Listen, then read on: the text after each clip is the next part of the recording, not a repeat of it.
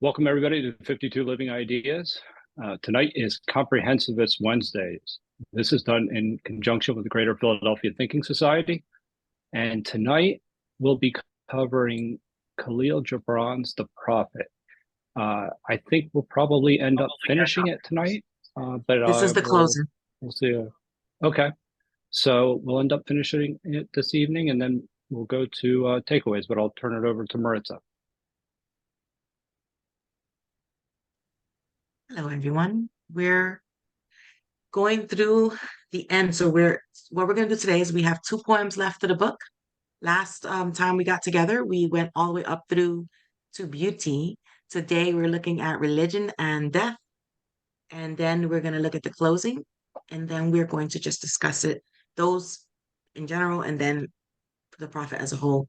So, for those of you who may be joining us for the first time here with Kahlil Gibran's The Prophet, the format that we do for this event is we do two readings of each poem, and then we invite anyone who would like to share their thoughts on the poems just read, like what it made you think, what it made you feel. How do what do you think he's saying to us? How it speaks to you. So we'll invite you all to do that. We also invite anyone who would like to read to go ahead and let us know. So what we do here is if you would like to read, type an R into the chat. And then when we're asking if you would like to share your comments, we'll have you type in an exclamation mark in the chat.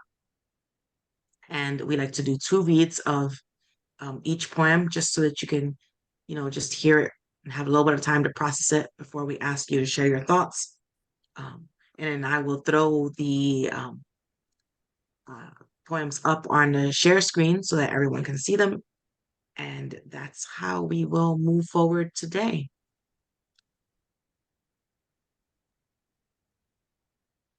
So let's go ahead and get started. I'd love for anyone who might be willing to please type an R into the chat if you would like to uh if you would like to read here the first time. So thank you. All right, we're gonna start with, let me go ahead and set us up here. Sorry, give me just a moment.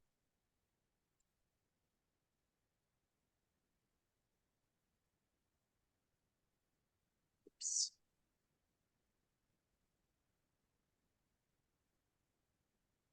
Not quite, I did not set up the page. Sorry, guys.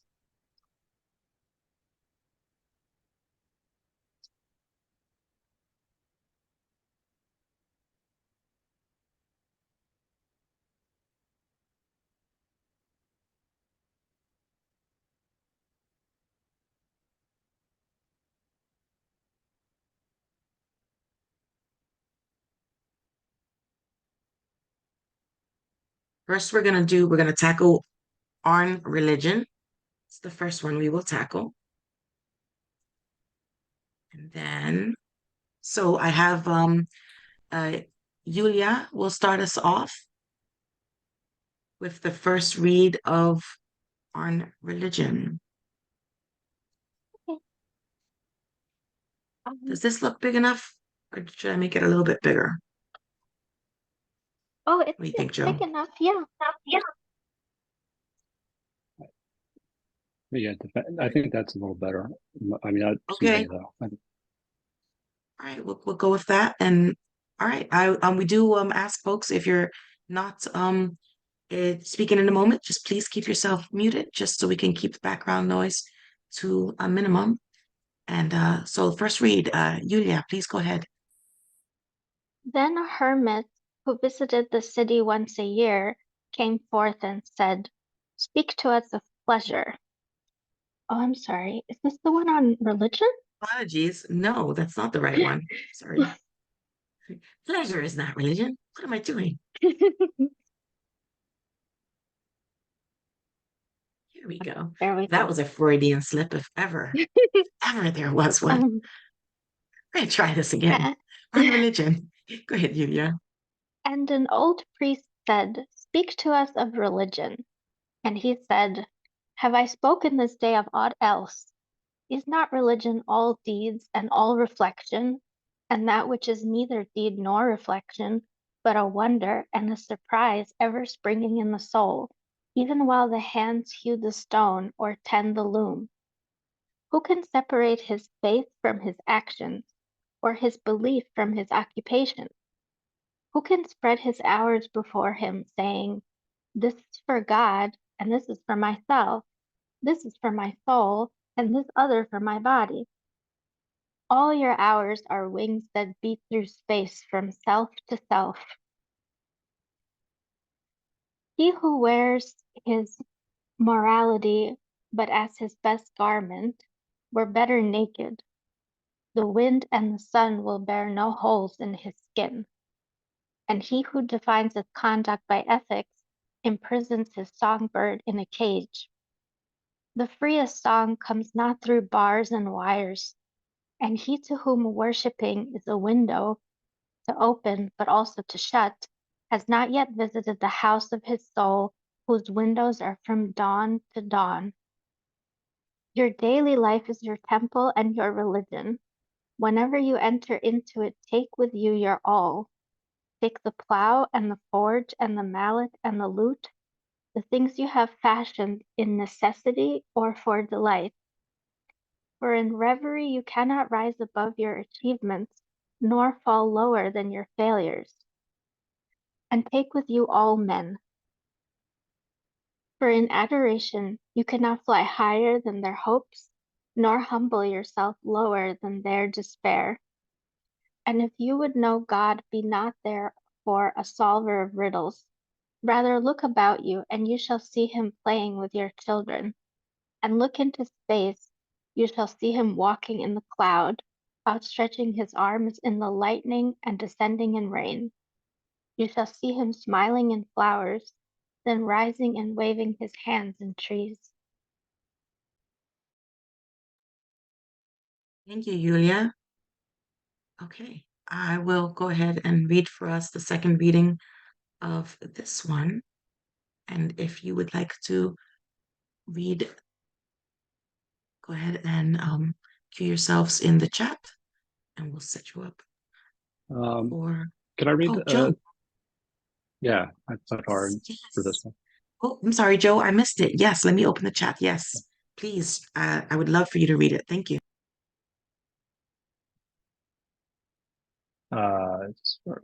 Start. An old said, "Speak to us of religion," and he said, "Have I spoken this day of all else? Is not religion all deeds and all reflection, and that which is neither deed nor reflection, but a wonder and a surprise ever springing in the soul, even while the hands hew the stone or tend the loom? Who can separate his faith from his actions, or his belief from his occupation? Who could spread his hours before him, saying, This for God and this for myself, this for my soul and this for other for my body? All your hours are wings that beat through space and self to self.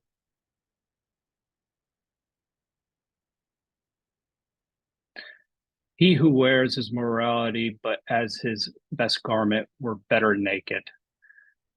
The wind and the sun will tear no holes in his skin, and he who defines his conduct by ethics imprisons his songbird in a cage. The freest song comes not through bars and wires, and he to whom worshiping is a window to open but also to shut has not yet visited the house of his soul, whose windows are from dawn to dawn. Your daily life is your temple and your religion. Whenever you enter into it, take with you your all. Take the plow and the forge and the mallet and the lute. The things you have fashioned in the necessity or for delight. For in every, for rev, for reverie, you cannot rise above your achievements nor fall lower than your failures. And take with you all men.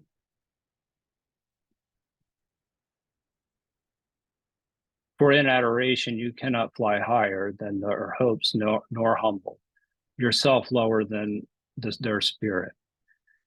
And if you would know God to be not therefore a solver of riddles, rather look about you and you shall see him playing with your children. And look into space, you shall see him walking in the cloud, outstretching his arms in the lighting and descending in the rain. You shall see him smiling in flowers, then rising and waving his hands in trees.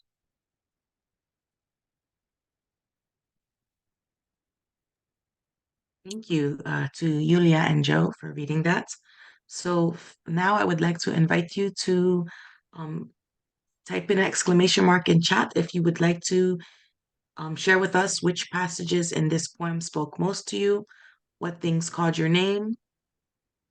What are your thoughts upon hearing this poem today?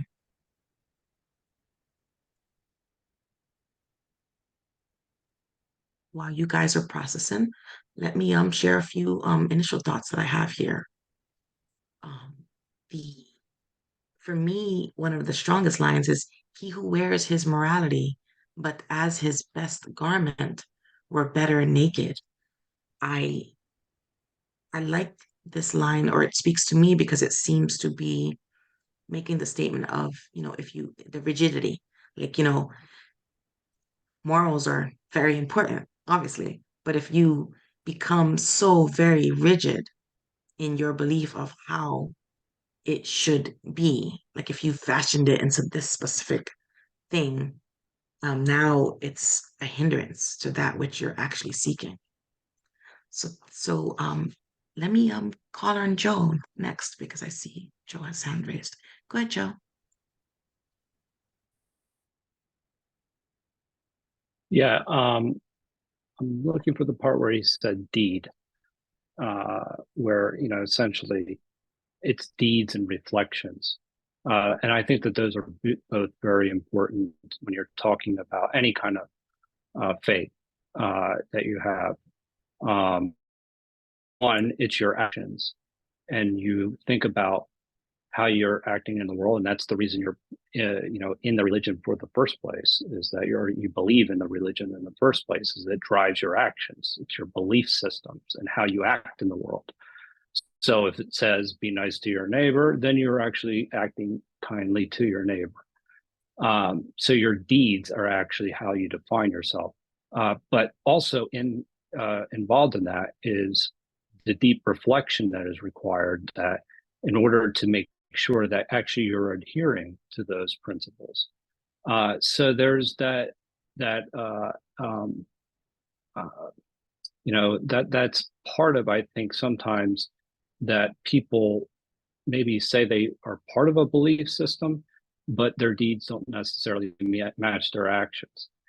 And I think that actually plays in nicely to what you were talking about, Maritza, with the person that wears the garment, and I forget the exact line where it was, but people that act one way and act as if they're holier than thou, but behave another, and need to tell you about how wonderful they are. And because honestly, your actions speak louder than your words. So therefore, it's your deeds that actually matter more than your words. And so the person that is, claiming to be, to be someone that is, above everyone else, ultimately is probably not even, just by nature, is they're boasting. And there's an element of pride that exists. And pride is actually something that is damaging to the person personally, and also damaging as well to the people around them. So those are the deeds that that person's actually, exhibiting. Anyway, so. Fantastic points, Joe. Thank you. I will chime in a little bit, but first, there's a few folks here who have some comments. I'm going to go with Jeannie next, and then Yulia. Hi, Jeannie.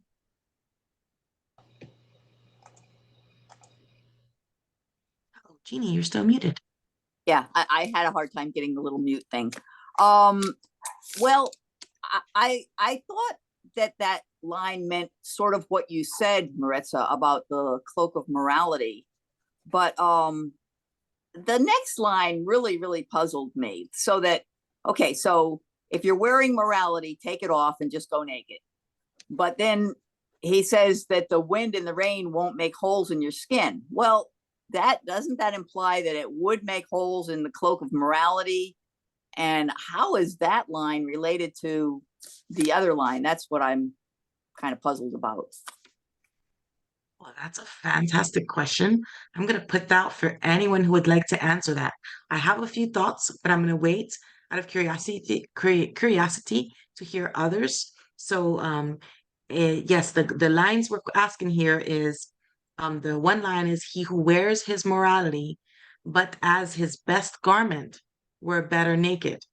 And the next line says, the wind and the sun will tear no holes in his skin.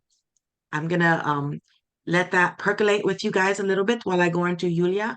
And if you would like to respond to that, go ahead and type an exclamation mark. And if not, Jeannie, I'll circle back to it myself. Thanks. Hi, Yulia. I don't have a response to that. So if anyone would like to answer Jeannie's question first, I can go after. I'm not seeing Joe. Joe, are you? I see you unmuted. Were you trying to answer the question? No. Oh, sorry. Okay. No, No, I didn't mean actually, to no, turn sorry, spot. I was just unmuted. No problem at all.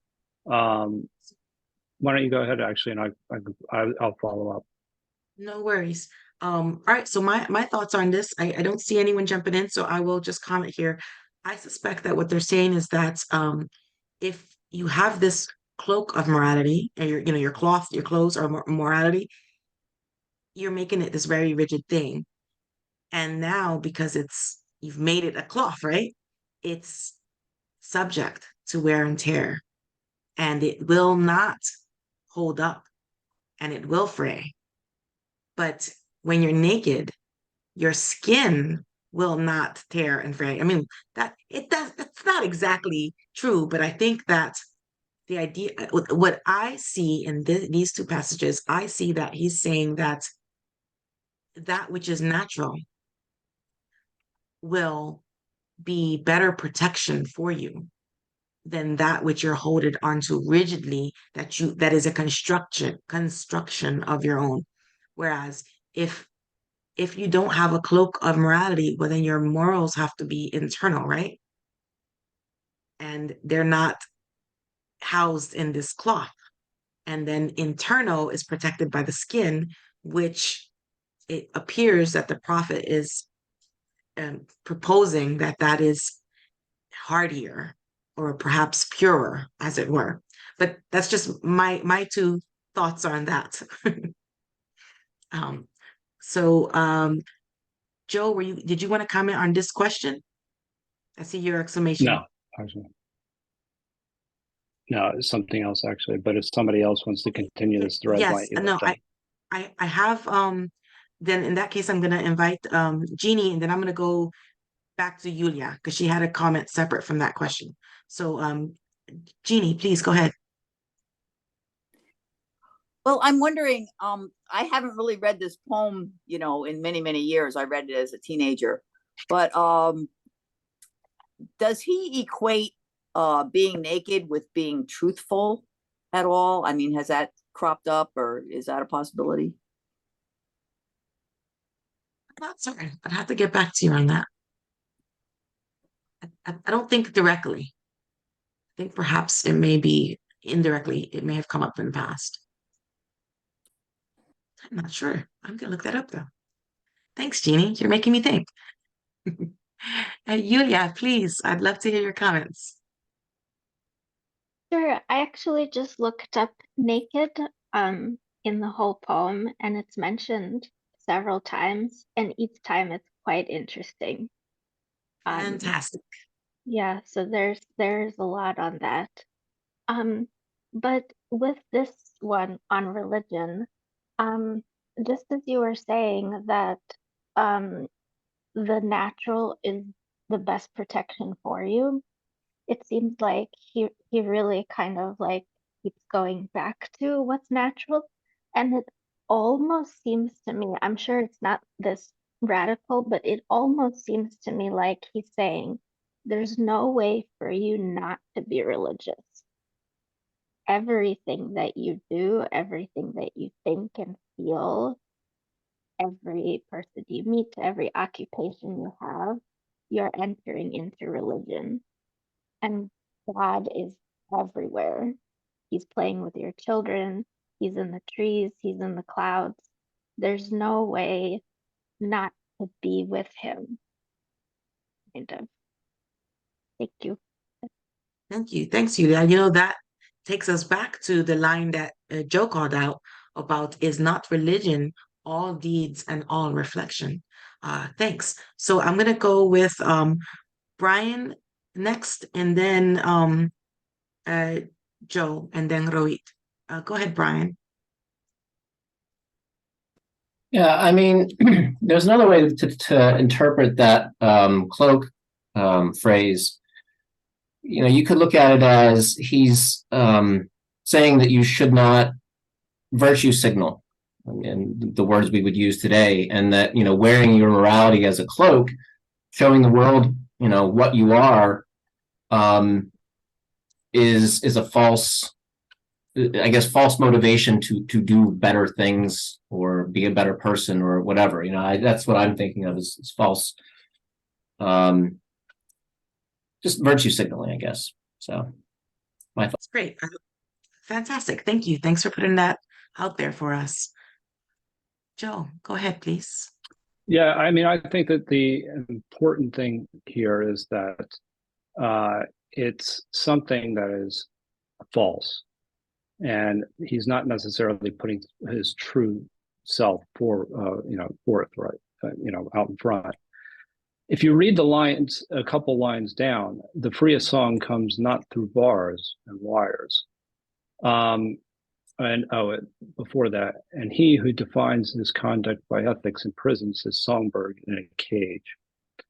The idea that you're entering into this freely is a very important point. And that's true religion. Somebody that is actually of authentic faith is the freest song comes not through bars, and wires. It doesn't come through the bars and wires of being trapped. It comes by your own volition. And if it comes from your own volition, then it's authentic. And then you're not necessarily, wearing your best, wearing your morality on your sleeve so that everybody can actually notice you. So I think that what he's really talking about is there's this distinction between authenticity and the false humility, false prophet kind of idea. I can definitely see that. Thanks, Joe. Next up, I have Rohit. Hi, Rohit. Okay. I have an interesting relationship with this book because it was a present in 1956 with my then girlfriend.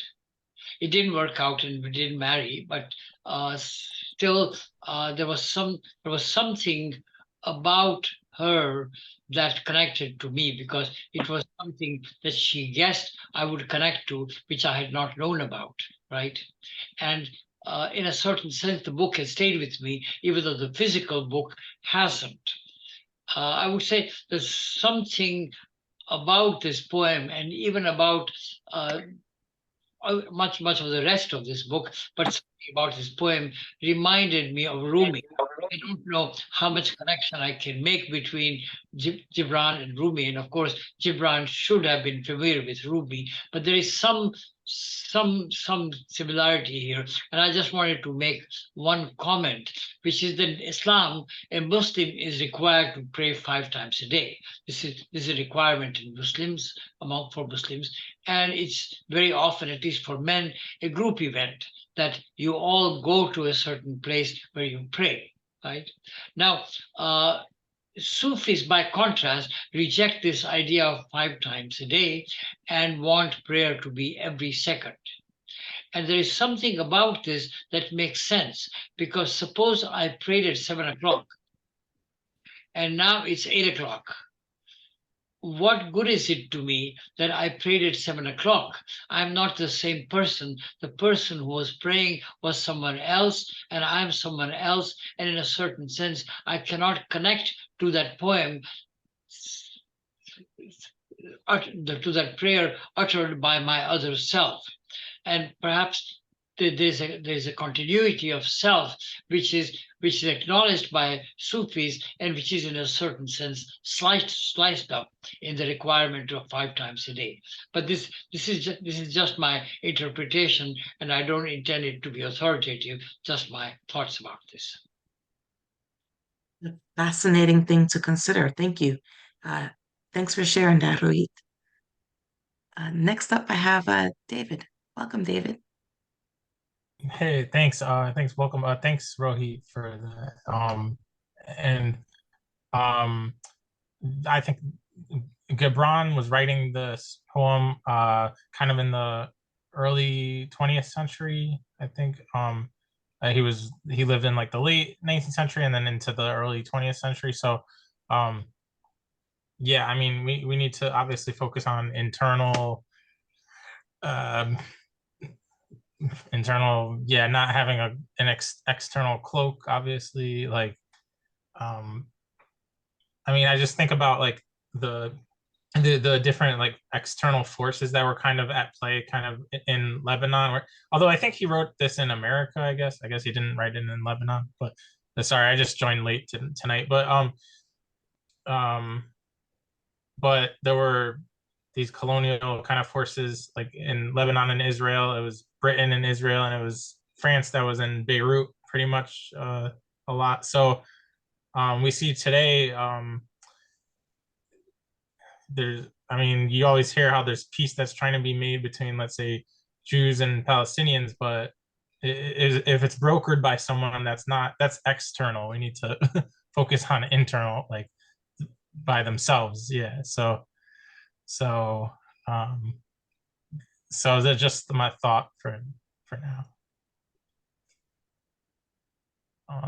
Yeah, you're on mute. Sorry, no, the same. Thank you. Thanks for sharing. Next up, I have Joe. Hi, Joe. Yeah, so the prayer comment actually had me thinking about the section on prayer. Then a priest has said, "Speak to us of prayer," and he answered, saying, "You pray in your distress and in your need. Would that you might pray also in fullness and of your joy and your days of abundance." And I think that that's actually a powerful thing. Is what he's saying is that you should be consistent in your behaviors, not necessarily just turn to God whenever it is convenient. It's something that you actually believe and actually should be, kind of living in your day-to-day life. So if it's, if you're really living it, it's not like, oh shit, something went wrong, I need to turn to prayer right now. And even the next line, it goes, and if it is for your comfort to pour your darkness into space, it is also for your delight and to pour forth the dawning of your heart. I mean, so it's kind of like, if you're in this point of darkness, it's also for the times that are actually where you're also doing well. But the much deeper point is that It's the consistency by which you're actually practicing your faith or whatever it may be, because it's not just something that you do in times of need. It's something that you do as part of your being.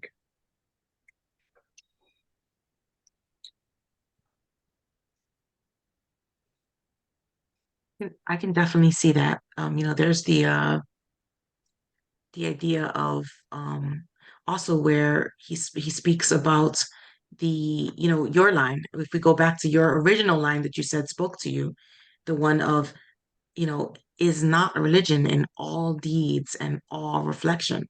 In other words, it's this, it's throughout everything. So if I like the idea. I feel like it ties a little bit in with what Rohit was saying about, the concept of the you that you are in this slice of time is not the you that you are in the next slice of time.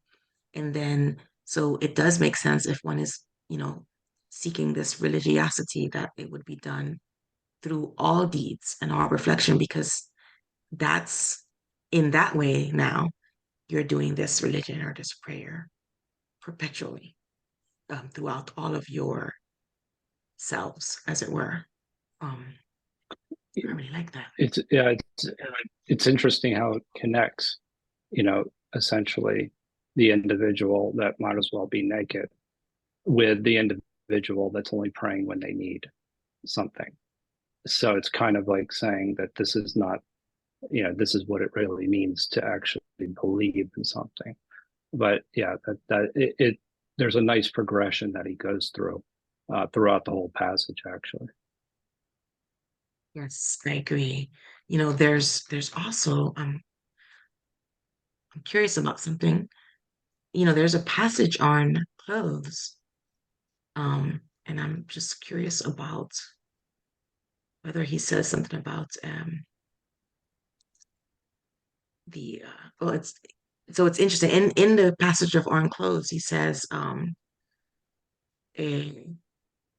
you know he speaks also about the wind and the sun. He says, would that you could meet the sun and the wind with more of your skin and less of your vraiment, which is your clothing.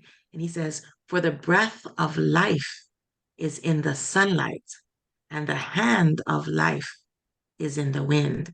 So that makes me think that he's talking again of this morality cloak as the idea of keeping yourself separate from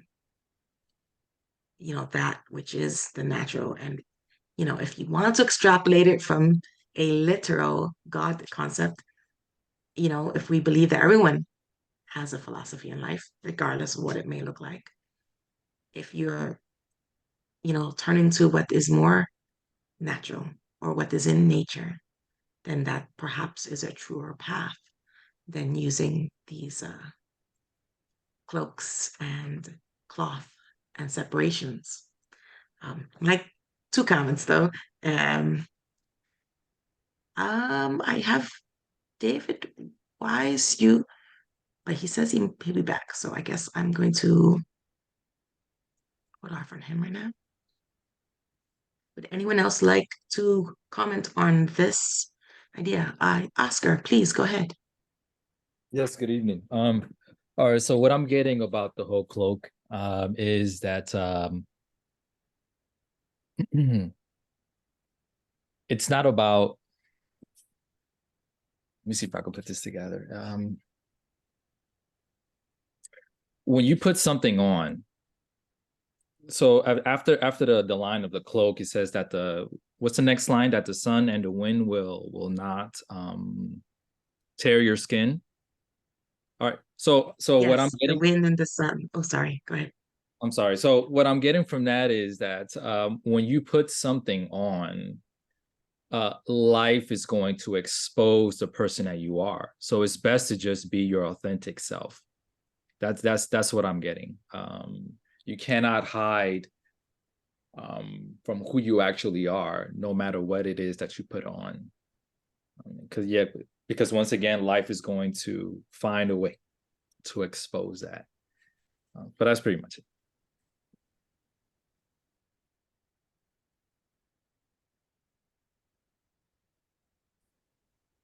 Sorry about that. Thank you, Oscar. Yes, I can definitely see that as being true also in a way to interpret that passage. Next up I have Joe and then Jeannie. Go ahead, Joe. Yeah, that actually is that was actually a really good pickup because it also goes to the idea of self-reflection in the first place, and then it matches it up with deeds. But actually, the interesting part about this is at the end, he talks about giving us more of thyself, thou givest us all. And it's this this desire to. It talks about it at least, giving your whole self to whatever it is that you're actually believing.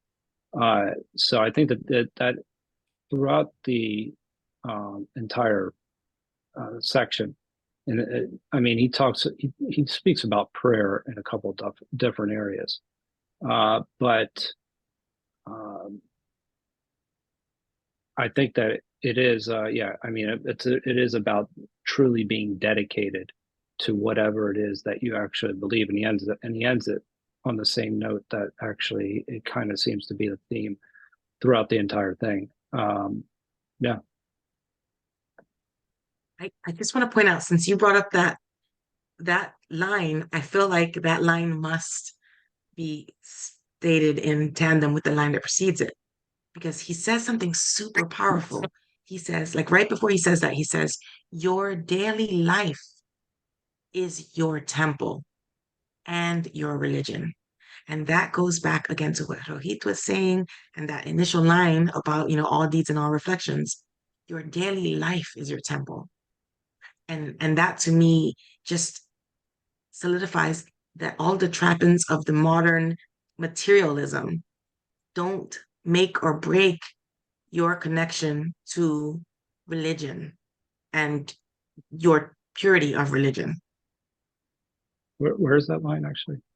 It's just above, whenever you enter into it, take with you your all. And that's the line you were referencing.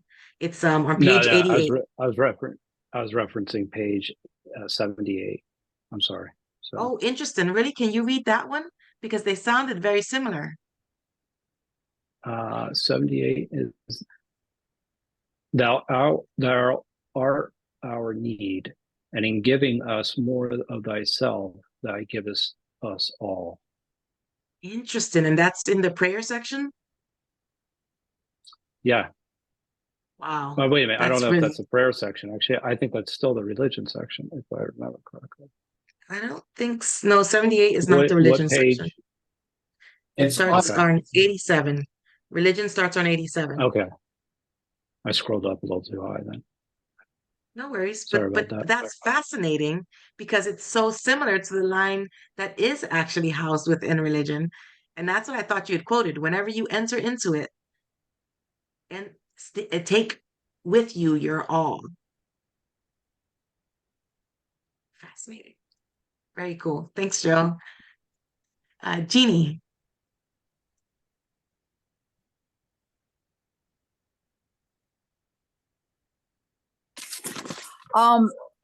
This is a little bit extraneous, but I don't know if Gibran was I mean he definitely follows a sort of naturalistic thinking, like that we should live more naturally. But does he actually, suggest that we go without clothes? Because I was just reading that clothing saves us 40% of our calories.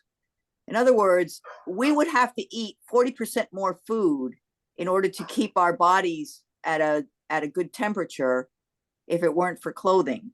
So some of our technologies are actually sort of saving us from, consuming more in a way than our natural state. Just saying. So I have to think of this other, the other thing you said. Maybe I'll have something to say about that. Thank you. No worries. This is a poem, so I don't know if it's to be taken literally. perhaps.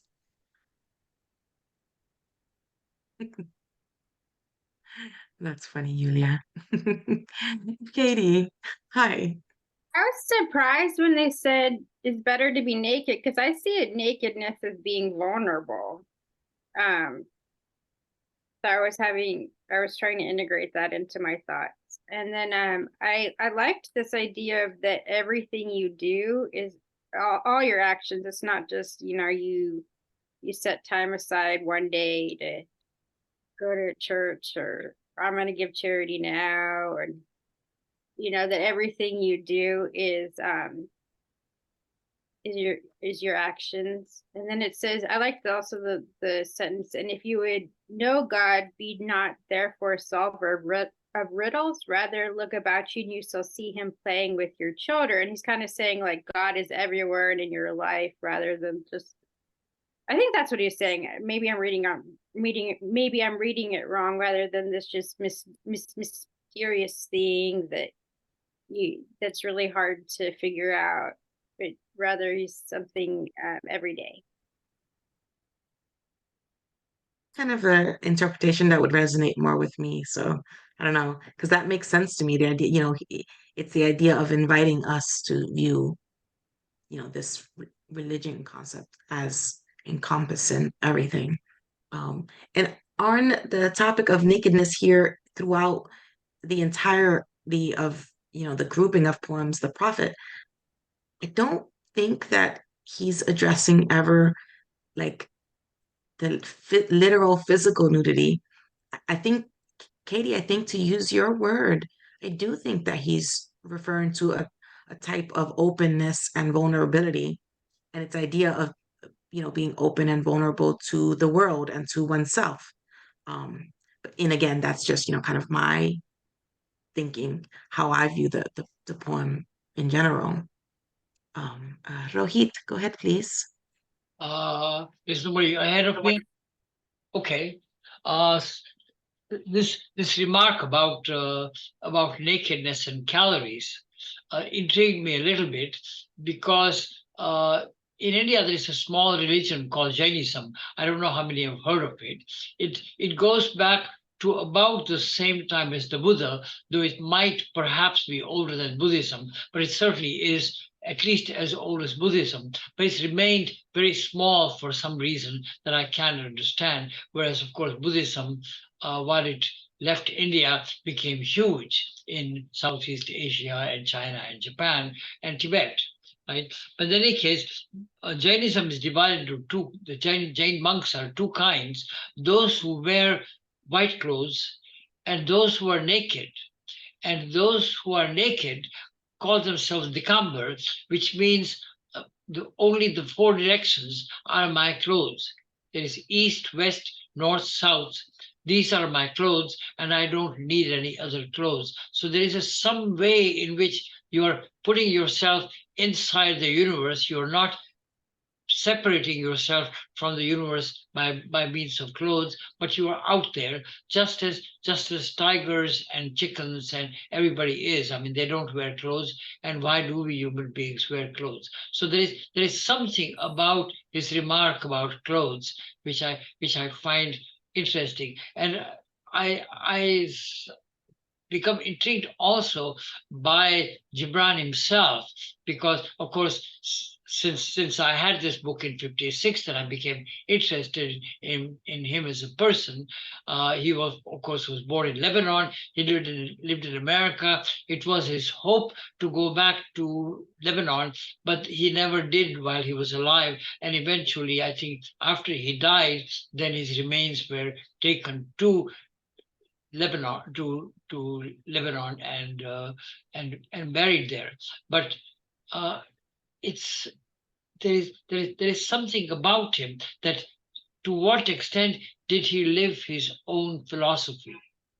And I think that it's necessary to go back to his biography. But I remember one remark that he made, which intrigued me and also somewhat distressed me. He was in love with some woman, and I think maybe he proposed to her, or let's say he proposed to her, and then she said to him, "Are you clean?" And what she meant at that time was, I think, do you have venereal disease, right? And it's conceivable that a person who didn't believe in clothes and rules might have encounters which most of us would prefer to avoid. I don't know. But in any case, he was so horrified by what she had said that he just ran out. And I don't know whether his running out meant I'm not clean, or whether it meant I am clean, and how could you ask such a thing? But I think his life itself is fascinating because there is a way in which he was not like other people. The Prophet himself is not like other people, and neither was Gibran. But whether Gibran was his own prophet or not, I don't know. I would like to go back to Gibran and go back to the book and try and get some sense of where they are. Yes, that would be fascinating. I think there is actually there's a book. I think it's The Man Behind I forget, but I think there is a comprehensive work of his, his life out there. Um, okay, so I will give 30 seconds if anyone else wants to comment on this poem on religion. If not, let's move on to the next poem. Can I make The last, one I'm footnote? sorry, go ahead. Can I just make one very, very quick footnote, which is that there is a line that it says he talks about the ever-prudent dog burying bones in the tackling sand as he follows the pilgrims to the holy city. And I think it is in a certain sense the same thing, which is that, of course, most dogs aren't that prudent and they don't bury sand, but there's an absurdity of burying bones in the trackless sand. The fact that the sand is trackless means that he will not find the bone. And in any case, he's going to the holy city where there will be no need of bones. And I think that again and again, I feel that Gibran is trying to connect to a reality in which we all live, but a reality which we mostly don't notice, right? And he seems to have noticed it, not perhaps all the time, but certainly many, many times. Otherwise, he would not have written this book. Okay, Okay. interesting. Thank you. Thanks, Rohit. Okay, so the last poem is on death, and it's kind of more short story than poem. So I'm going to ask folks to please type an R in the chat window if you would like to read from this passage. I'd like to do 2 readings. It is very long. I might split it up just to help people out if you don't want to read because it's many pages long. Don't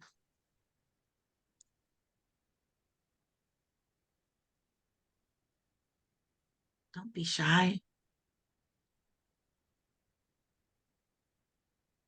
I'll tell you what, I will start us off. I will read the passage. I'll give it 1 read, and you guys can chew on whether or not you would like to help me out by doing a second read.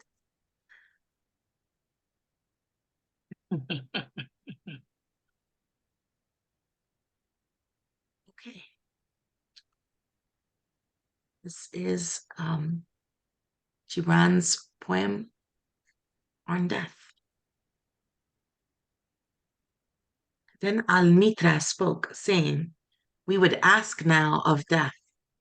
And he said, "You would know the secret of death. But how shall you find it unless you seek it in the heart of life? The owl whose night-bound eyes are blind unto the day cannot unveil the mystery of light. If you would indeed behold the spirit of death, open your heart wide unto the body of life. For life and death are one, even as the river and the sea are one. In the depth of your hopes and desires lie the silent knowledge of the beyond. And like seeds dreaming beneath the snow, your heart dreams of spring. Trust the dreams, for in them is hidden the gate to eternity. Your fear of death is but the trembling of the shepherd when he stands before the king, whose hand is to be laid upon him in honor.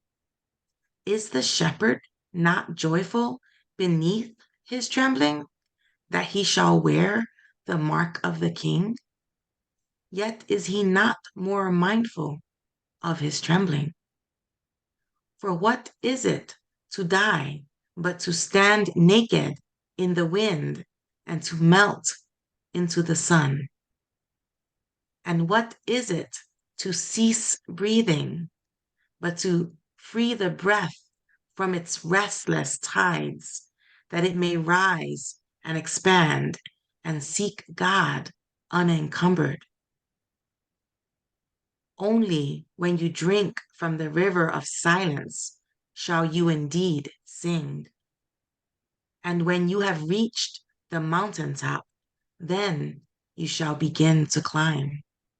And when the earth shall claim your limbs, then shall you truly dance. And now it was evening.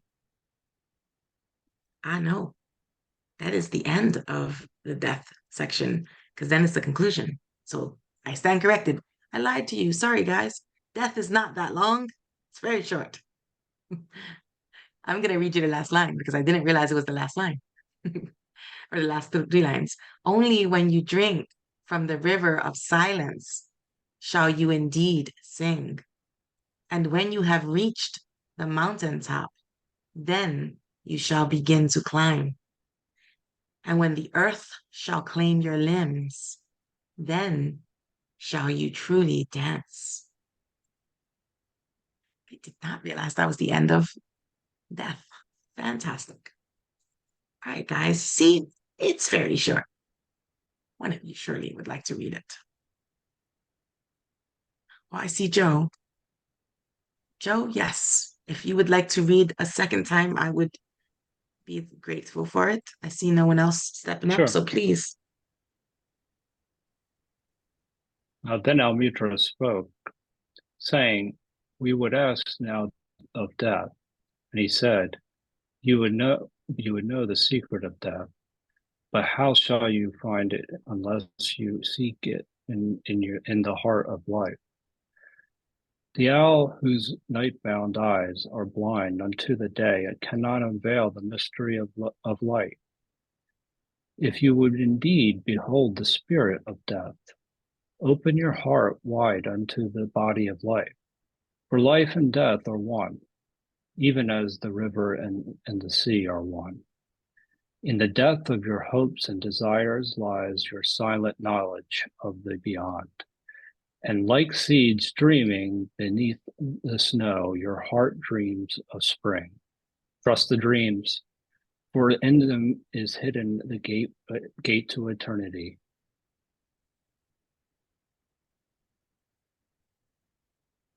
Your fear of death is but the trembling of the shepherd when he stands before the king whose hand is to be laid upon him in honor.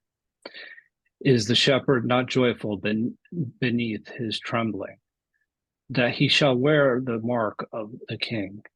Yet is he not more mindful of his trembling? For what is it to die but to stand naked in the wind and to melt into the sun? And what is it to cease breathing but to free the breath from its restless tides, that it may rise and expand and seek God unencumbered? Only when you drink from the river of silence shall you indeed sing. And when you have reached the mountain top, then you shall begin to climb. And when the earth shall claim your limbs, then you shall truly dance. Thank you, Joe. That was lovely. So yes, I have to say, this is one of the prettiest you know, statement poems, poetic verse of death that I have heard. It's to me, it's very light and lovely. Please type exclamation mark or raise your hand if you would like to comment on this poem on death. Love to hear your thoughts. It is a lot to process.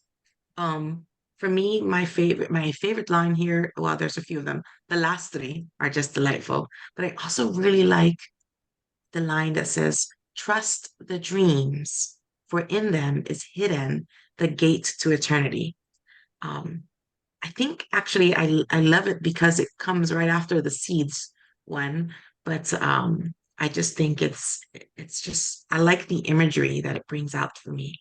The idea of, he says, in the depth of your hopes and desires lies your silent knowledge of the beyond. And I hear him saying in a slightly different way what he was saying in the previous passage.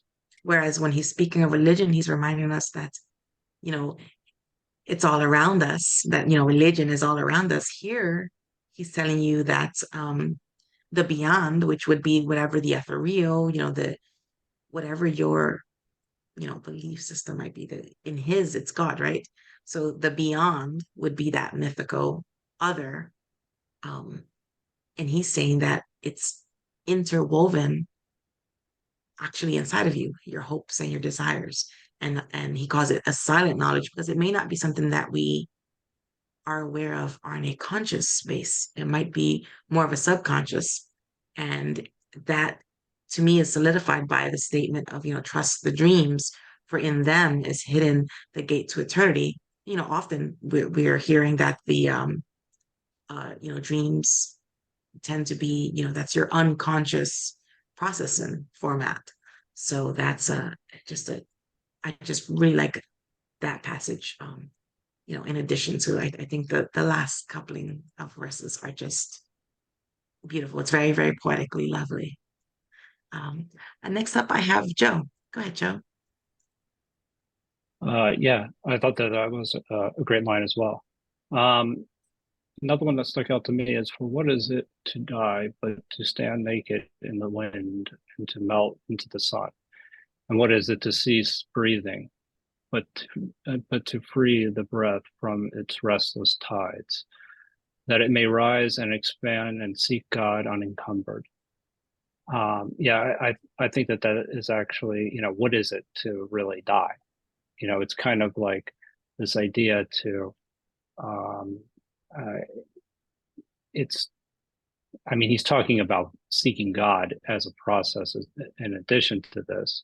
However, it is just, it's freeing you from your restlessness, from the struggles that you have in everyday life.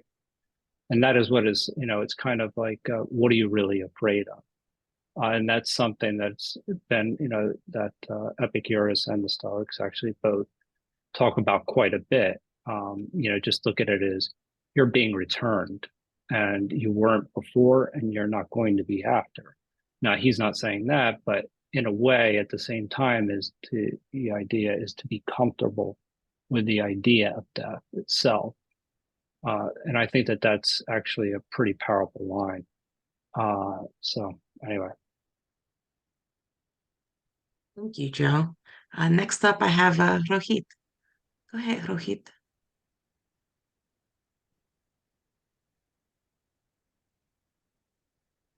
I have a question that I wanted to ask you, Maritza. That when you said he, did you mean Gibran or did you mean the prophet? Well, Right? this is done. The poem is done in the tense of the prophet himself.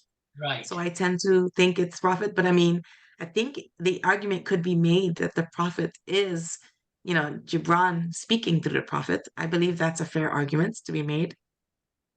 Well, there's a comment. There are various gurus around. There is Krishnamurti, of course, he's no longer around, but he was. And then there is Eckhart Tolle, another person who seems to have some clue into some, I'll just say, other word, right? But Krishnamurti and both speak in their own voice. Whereas Gibran not to speak in his own voice, but he speaks instead in the voice of the prophet. And maybe it's just a kind of a literary device, but maybe there is more behind it, why he doesn't say himself, he doesn't preach, but he allows the prophet to preach. And then he himself, of course, is being the person who is presenting the prophet to us. So I was just intrigued by that. I mean, that's an interesting thought. I mean, I view it as, it's a poem, and I find that, and this is maybe my, my beliefs kind of coloring things a little bit here, but I'm of a mind that art really is the, the foot soldier, the front line of any type of statements or societal change or, movements. Like, so if he were trying to preach or, prophesize in some way, what better way than through poetry, because poetry is art. And art tends to be one of the best vehicles for getting one's message across. Maybe a bias, that's my personal perspective. I wouldn't claim to have that down with any kind of authority, but that's kind of, how I see it. So thank you. Thanks for that, Rohit. Next up, I have Jeannie and then Oscar. Go ahead, Jeannie. Well, I'd like to address that issue, which is that by making the prophet someone else, that you're writing about, he can be really, really perfect. Whereas if you're really writing just about yourself, you have to admit how imperfect you are. And so the prophet is a really, wonderful person that none of us can ever achieve. Now, I want to address the thing that Joe brought up about the breath, and also the following lines where, the limbs and the various parts of the body begin to fail. And if you've ever seen somebody very old who's dying, I mean, it's, they can't move the limbs anymore, and it becomes very difficult to breathe. And all of this becomes like a relief, that, they can finally leave this body, which is giving them pain often and, so difficult to work with. But what about the person that's just, shot in the street? Wait, hold on. I don't want to, I'm not ready to give it up yet. I mean, I can see, if you make it to the very end and your body is just totally shot and everything, and it's so painful. Yes, I could see, you would want to have that release. And I've seen people who asked for that release at the end. But the person who's just suddenly taken, I mean, do they even have time to reflect on, on the pain of it? Or it's just, I mean, it works for, your typical idea of death, but, you see all around you, people are taken suddenly, or, I mean, you could still be dancing and die, you could have a heart attack when you're dancing. I mean, you may not be ready. That's all I'm thinking. I mean, that's a valid point. The only thing I can think of in potential response to that, and I invite anyone else who would like to comment on that, is that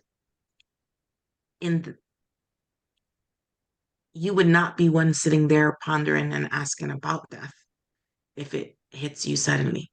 Because usually when we're dancing, we're not worrying about death. And also, I want to say, I would go so far as to say that I think he does address that at the very beginning of the passage, because he says to us, you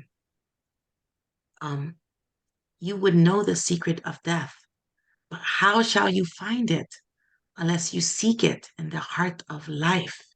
So to my mind, he's kind of saying that the best way to find death is dancing. So, would that we could all be so lucky as to find death while dancing.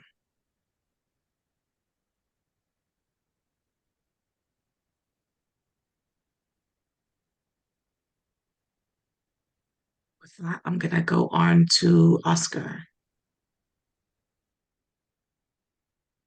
Okay, with that last statement, you kind of threw me off now.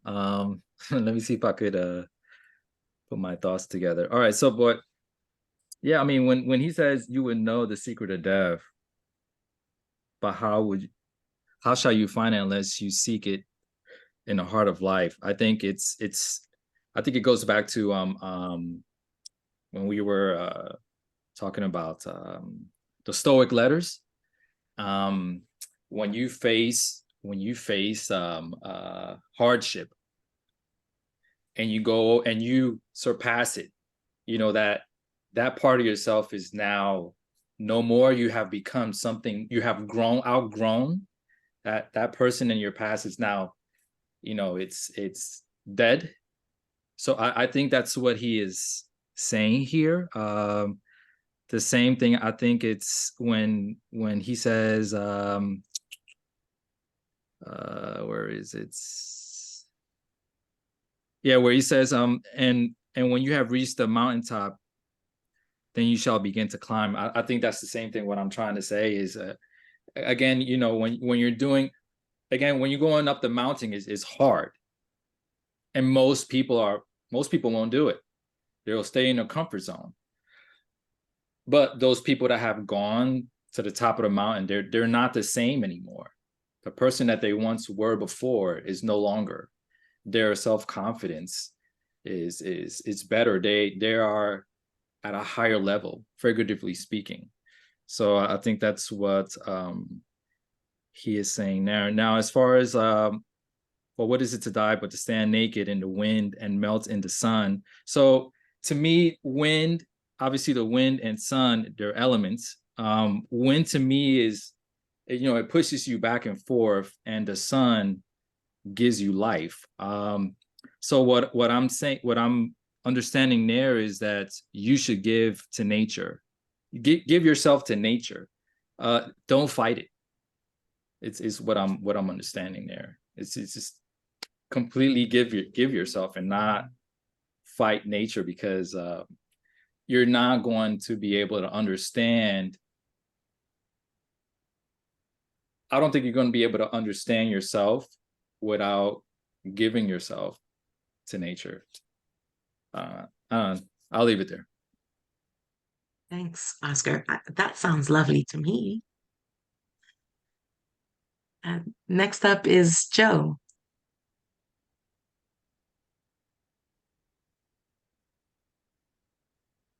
Joe, you're muted.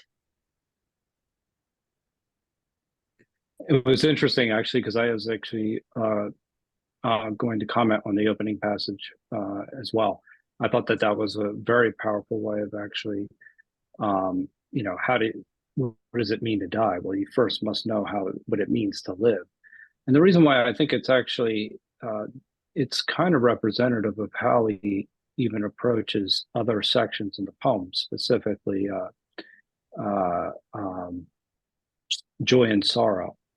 You know, that you can't necessarily understand joy unless you actually understand sorrow. It's kind of these opposites that you need to, and it really is poetic, where he says the owls whose night-bound eyes are blind unto the day cannot reveal the mystery of light. If you can never see the light, then really, how do you know you're missing it? And so I think that there is this, you know, there's this, he has a habit of actually, you know, kind of balancing between, you know, the extremes. You know, you're living life to its fullest, but then also you're dying. But they're both part of nature, and I think that you know, that allows you to appreciate things as well as you know, just when you're joy, because you're sad. You can be, when you're joyful, you actually understand, hey, this is what it means to be happy. So I just like how he sets that up, and it relates to, I think, a couple of other sections as well. Absolutely. The interconnections of all of the poems is quite fascinating. I almost feel like we could have another separate discussion solely on that. Um, I did want to point out, you bring to mind the line, so a little bit after he says, "But how shall you find it unless you seek it in the heart of life?" He says, "For life and death are one, even as the river and the sea are one." And I think that's a great imagery because it's kind of what you just said. Like there is very clearly a definition of river and what makes river different from sea, but they're still one and the same in certain aspects. So I like that as it's good imagery for what you were just saying. Um, thank you, Joe. So I have next up is Katie, Rohit, and then Jeannie. Go ahead, Katie. Yeah, I like that too. The idea of life and death as part of a process, and the river being like the path of your own life, and then you return to just being part of the uh wider system. When you pass, and I think I'm kind of thinking out loud. I was trying to think of how we were thinking of for stoicism as death. Like it's kind of, I guess, I think in today we kind of think like, well, we'll find real out what death is when we die, right? Or maybe we don't. Maybe we're just annihilated. And we never find out what death is. But this idea is kind of like stoicism is like, we need to think about death to make the choices that we're making in our life right now. Like kind of thinking about death is helping us live, but this is kind of saying something different. It's like saying that the sentence, where's the sentence? It says or the one it says that in the depth of your hopes and desires lies your silent knowledge of the beyond. It's like it's in the here and now that you can have a lot of knowledge of the beyond. Whereas I don't think we think that today. I think we kind of think like it's like a train going towards a destination, and then when we get there, we're going to figure out what it was all about or not.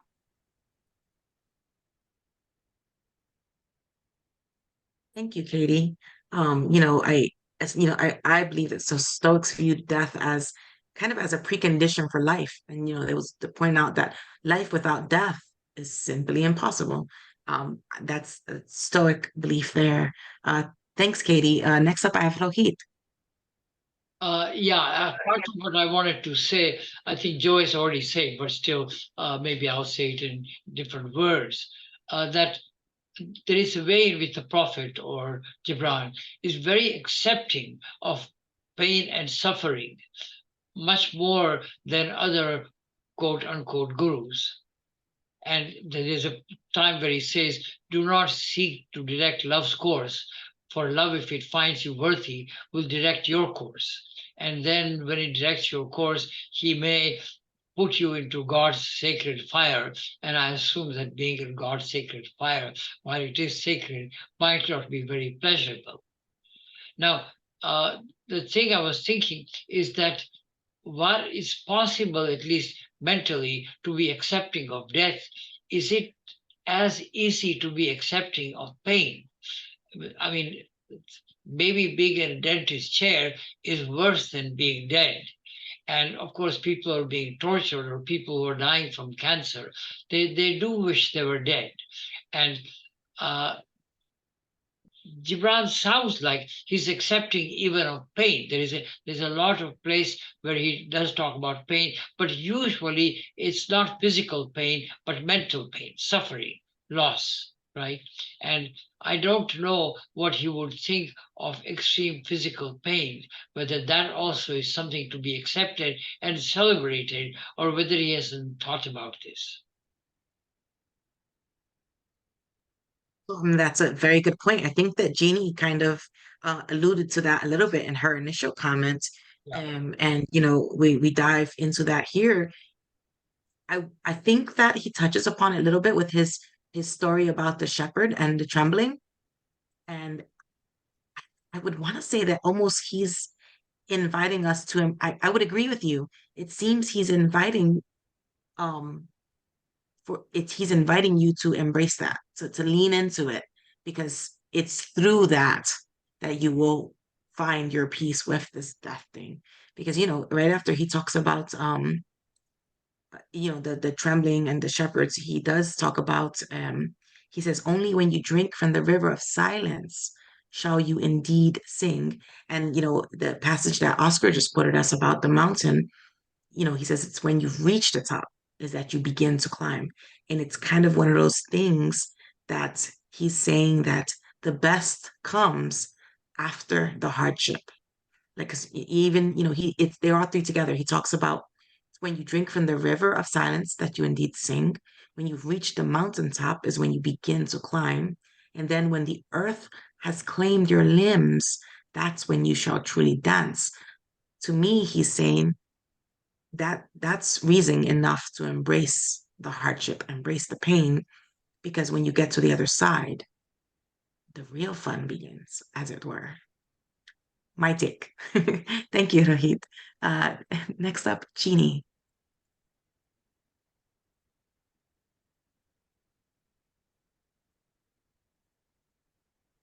Sorry about that. That almost made me forget what I was going to say. But I was wondering about the secret of death. And when you see somebody die or an animal die, there's like a little struggle or something, and then they just give in. And they're not dead yet, but there's sort of this place where they give in. I don't know if this is universal because I haven't seen that many deaths, but I was wondering if this is a sort of instinctual thing that perhaps animals, have too, that I mean, so much is made of just the physiological part. Well, the heart is doing this and the mind is doing this, the brain is doing this. And,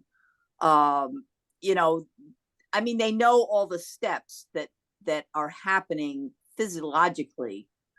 But what happens, is there a kind of point where this secret is revealed, at the moment of death? I'm kind of almost curious to find out. So. I feel like I'd ask you to let us know, but seems kind of macabre. No, I think that's the eternal question, right? Um, if the answers are given to us, they're not given to us at a time when we can share. But I love his answer because he says, that's his very first answer to the question. Almitra says, we would ask now of death. And he says, the prophet says, you would know the secret of death. I could almost hear him saying that bemusedly. And then very next thing he says, but how shall you find it unless you seek it in the heart of life? And that takes us all the way around back to the idea of, let's slide in sideways, tank on empty, dancing, and find it that way. Yeah, if you would indeed behold the spirit of death, open your heart wide onto the body of life. I love the idea that you find death by truly living. And I think that that's a very beautiful way of saying if one leads or lives one's life with purity, as in so much as one can align with one's virtues and principles, and one continues upon that forward moving path, whether the death find us when we're very aged and it's at the end and we're just done with everything, or it come upon us suddenly, it should not matter if your every moment has been spent truly living by your definition, your morals, your values. I think what I see here in this poem is that the idea of it shouldn't matter if you how do you say, if you commit yourself to truly living, that's the way you find that secret of death. So, folks, there are several pages of closing words from the prophet in this poem. I would like to invite you, if you want to make any further comments on this poem on death, please go ahead and type exclamation, raise your hand. I'm going to give about 30 seconds here for you to do so. If not, what I would like to do is, this is several pages. I would like to read to you this closing address that he makes, because there's super powerful things said here. And I would like to read it for you. And then I'm going to open it up again and just get your thoughts. And when I open it up again, we can comment on the entire breadth of the entire grouping of poems, or just specifically this closing, or just the entire, let's wrap it up. Let's give it, I was going to skip this, but I can't, my conscience won't let me, because there's such beauty in his last statements to the people of Orphalese. And again, Jeannie, the winds, when he speaks of them, it'll be interesting to hear. So I'm gonna share the screen again, and I'm gonna read it. For this one, I'm gonna make the executive decision in the interest of time. It's gonna be just one reading for this one. So I'm apologizing in advance, but I'd rather have more time for you to comment on the entire breadth of the book. And this is a wrap up, and it's really many pages. So I'm only gonna give it the one reading for just this one.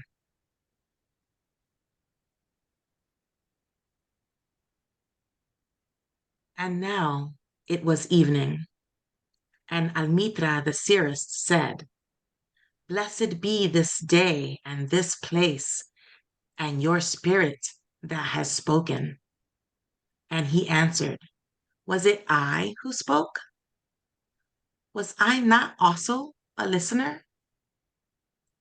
Then he descended the steps of the temple, and all the people followed him. And he reached his ship and stood upon the deck. And facing the people again, he raised his voice and said, "People of Orphalese, the wind bids me leave you. Less hasty am I than the wind, yet I must go. We wanderers, ever seeking the lonelier way, begin no day where we have ended another day. And no sunrise finds us where sunset left us. Even while the earth sleeps, we travel.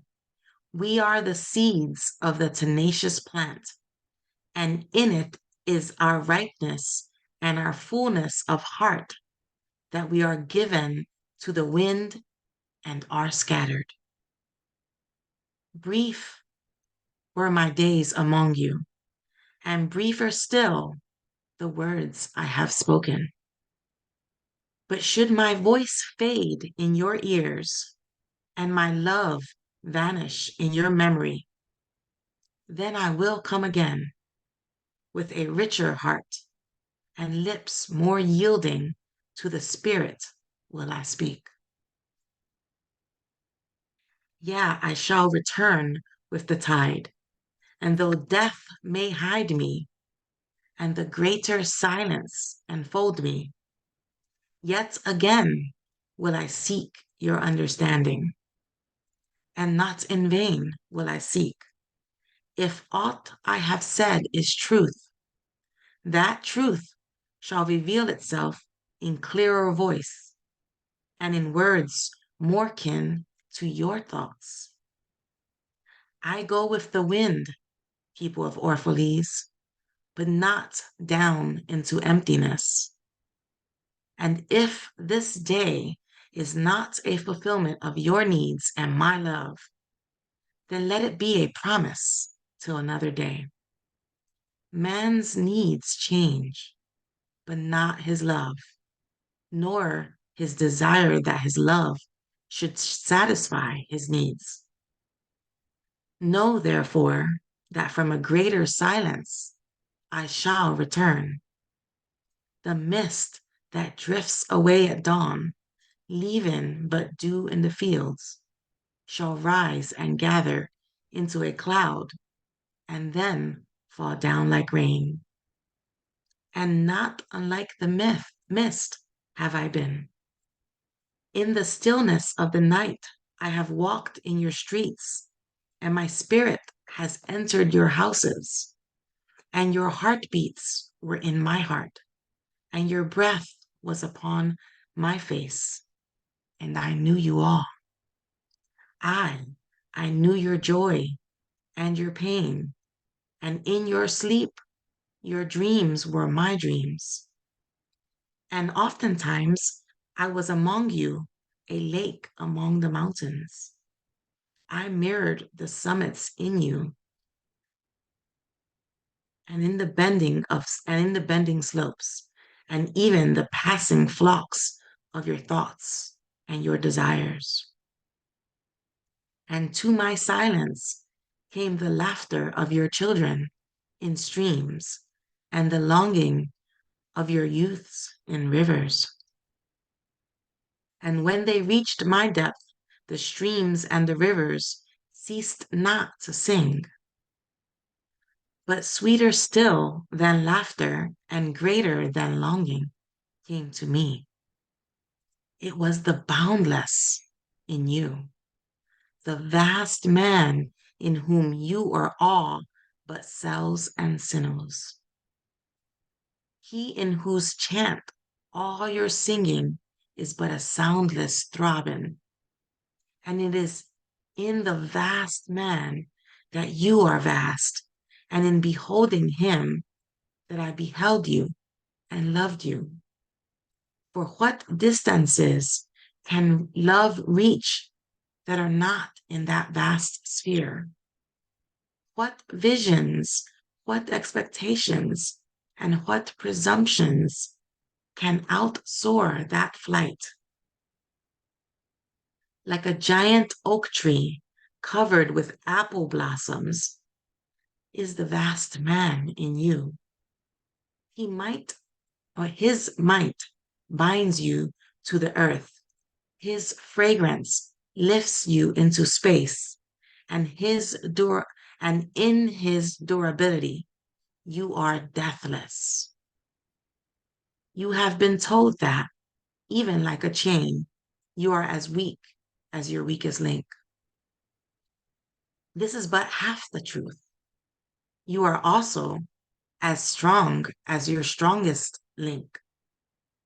To measure you by your smallest deed is to reckon the power of ocean by the frailty of its foam. To judge you by your failures is to cast blame upon the seasons for their inconstancy.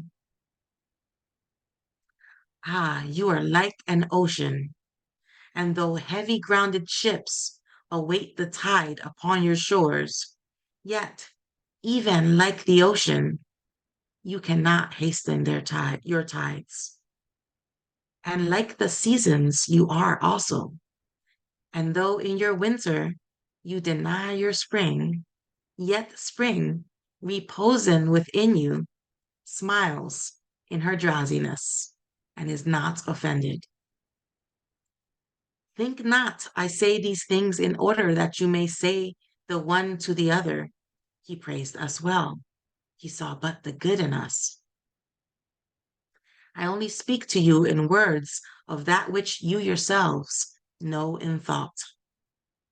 And what is word knowledge but a shadow of wordless knowledge?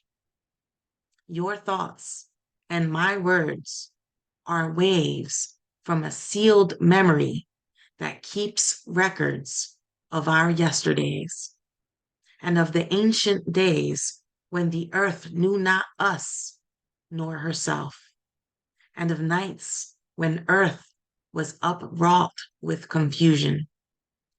Wise men have come to you to give you of their wisdom. I came to take of your wisdom, and behold, I have found that which is greater than wisdom. It is a flame spirit in you, ever gathering more of itself, while you, heedless of its expansion, bewail the withering of your days. It is life in quest of life in bodies that fear the grave. There are no graves here. These mountains and plains are a cradle and a stepping stone. Whenever you pass by the field where you have laid your ancestors, look well thereupon, and you shall see yourselves and your children dancing hand in hand. Verily, you often make merry without knowing. Others have come to you, to whom for golden promises made unto your faith you have given but riches and power and glory. Less than a promise have I given, and yet more generous have you been to me. You have given me my deeper thirsting after life. Surely there is no greater gift to a man than that which turns all his aims into parching lips and all life into a fountain. And in this lies my honor and my reward, that whenever I come to the fountain to drink, I find the living water itself thirsty, and it drinks me while I drink it. Some of you have deemed me proud and overshy to receive gifts. Too proud indeed am I to receive wages, but not gifts. And though I have eaten berries among the hills when you have had me sit at your board, and slept in the portico of the temple when you would gladly have sheltered me, yet was it not your loving mindfulness of my days and my nights that made food sweet to my mouth and girdled my sleep with visions? For this I bless you most. You give much and know not that you give at all. Verily, the kindness that gazes upon itself in a mirror turns to stone, and a good deed that calls itself by tender names becomes the parent to a curse. And some of you have called me aloof and drunk with my own aloneness. And you have said, he holds counsel with the trees of the forest, but not with men. He sits alone on hilltops and looks down upon your city. True it is that I have climbed the hills and walked in remote places. How could I have seen you save from a great height or a great distance? How can one be indeed near unless he be far? And others among you called unto me, not in words, and they said, Stranger, stranger, lover of unreachable heights, why dwell you among the summits where eagles build their nests? Why seek you the unattainable? What storms would you trap in your net? And what vaporous birds do you hunt in the sky? Come and be one of us. Descend and appease your hunger with our bread and quench your thirst with our wine. And in the solitude of their souls, they said these things. But were their solitude deeper, they would have known that I sought but the secret of your joy and your pain. And I hunted only your larger selves that walk the sky. But the hunter was also the hunted, for many of my arrows left my bow only to seek my own breast. And the flyer was also the creeper, for when my wings were spread in the sun, their shadow upon the earth was a turtle. And I, the believer, was also the doubter. For often have I put my finger in my own wound that I might have the greater belief in you and the greater knowledge of you. And it is with this belief and this knowledge that I say, you are not enclosed within your bodies, nor confined to houses or fields. That which is you dwells above the mountain and roves with the wind. It is not a thing that crawls into the sun for warmth or digs holes into darkness for safety, but a free thing, a spirit that envelops the earth and moves in the ether. If these be vague words, then seek not to clear them.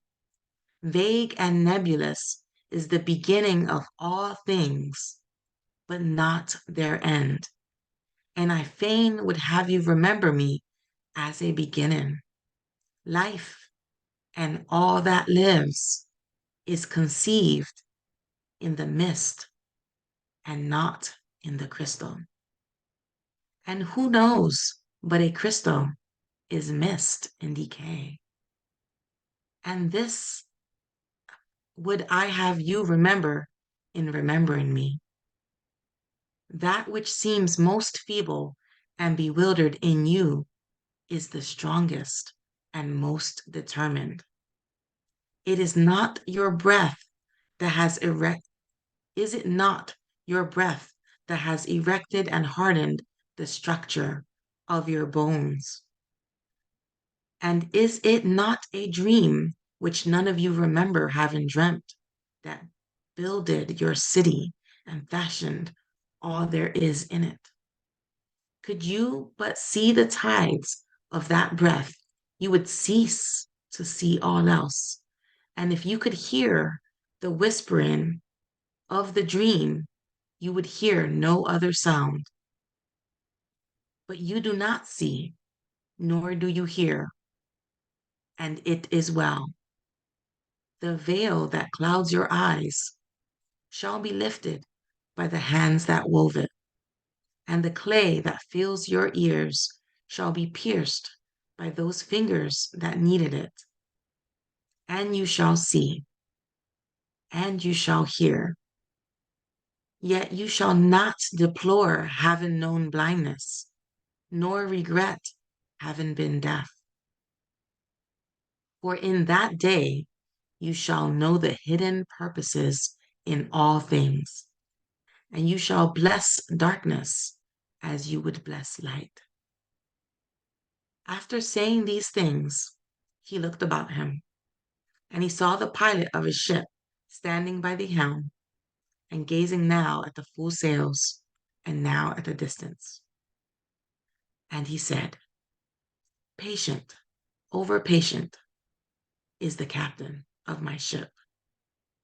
The wind blows, and restless are the sails. Even the rudder begs direction.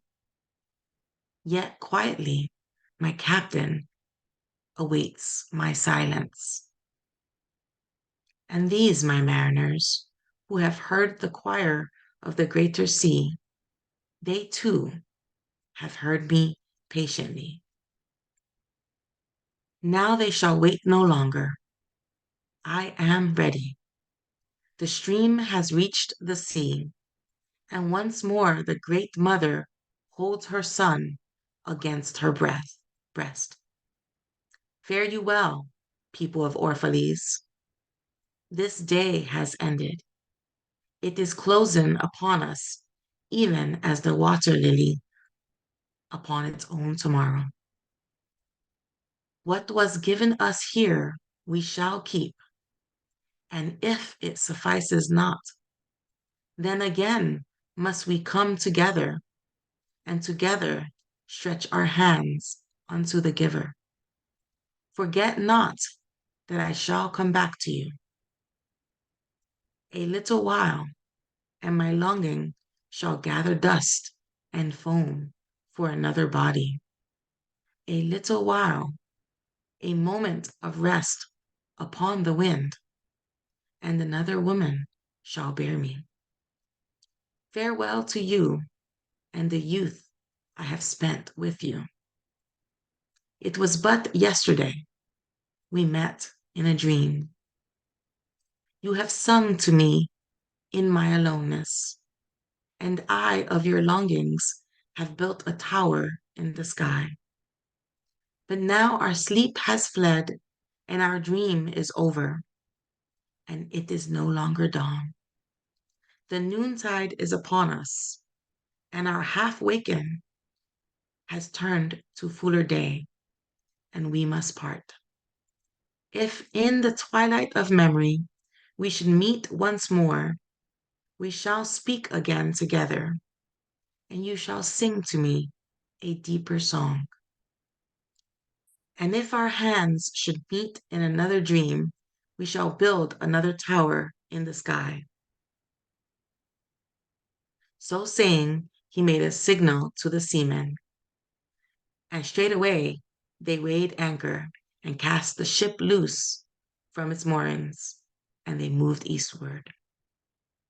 And a cry came from the people as from a single heart, and it rose into the dusk and was carried out over the sea like a great trumpeting. Only Almitra was silent, gazing after the ship until it had vanished into the mist.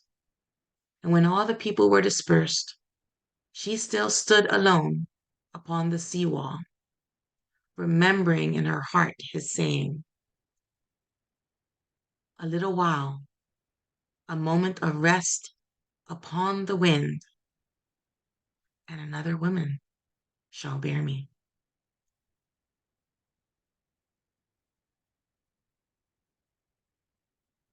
All right, so I have spoken enough. I am welcoming Shrikant. Shrikant, take us home, please. All right. All right. You've done most of the journey. Thank you. All right, folks. So we are at the end here. This was the farewell. So you're welcome to talk now, either about this farewell or about this book as a whole, what it has done for you, anything you choose. I'd love to hear from you. So this is wrapping up. We have plenty of time, so you can just take your time. Would love to hear what you got from the book and from this particular farewell. I'm delighted. I'm glad that Marisa chose to read this, because what is a book without the finale? So thank you. All right, who would like to go first? Go ahead and type an exclamation mark or raise your hand in Zoom.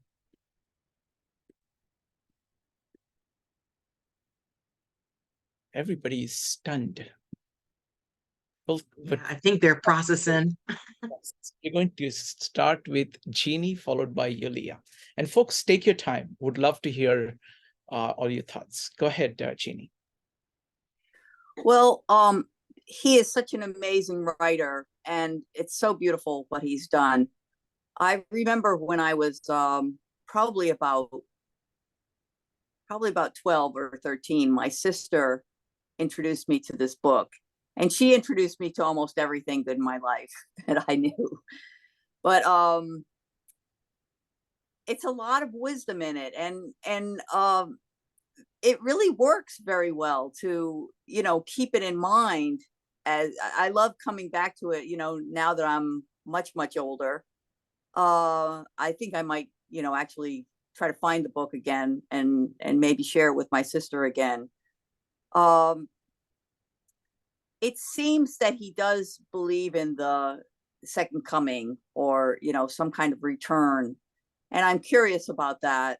You know, in the end, it's almost like a reincarnation, but there may be something else in there that we return to, that we're looking for. So it's very beautiful. Thank you. Thank you, Jeannie. I want to say two things. These books, which you can read over a lifetime, and each time they show you something new.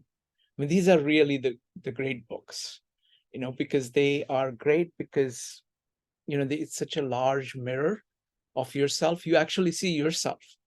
It's like you say, oh, I got this at this time and I got this at this time. Therefore, this is what has happened to me. So it is the book and then this. And on your comment, the last comment about this, there is a tremendous echo of, Gospel of John here. Little while you will see me, and a little while you will see me no longer. And then again, you will see me.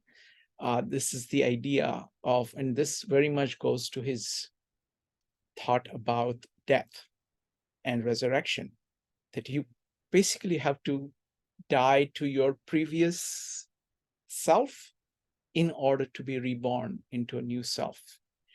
You have to be you have to go past your past into the future, and that life continues. So there's this rhythm of life and death. And he's very deliberately playing on the biblical themes here of resurrection.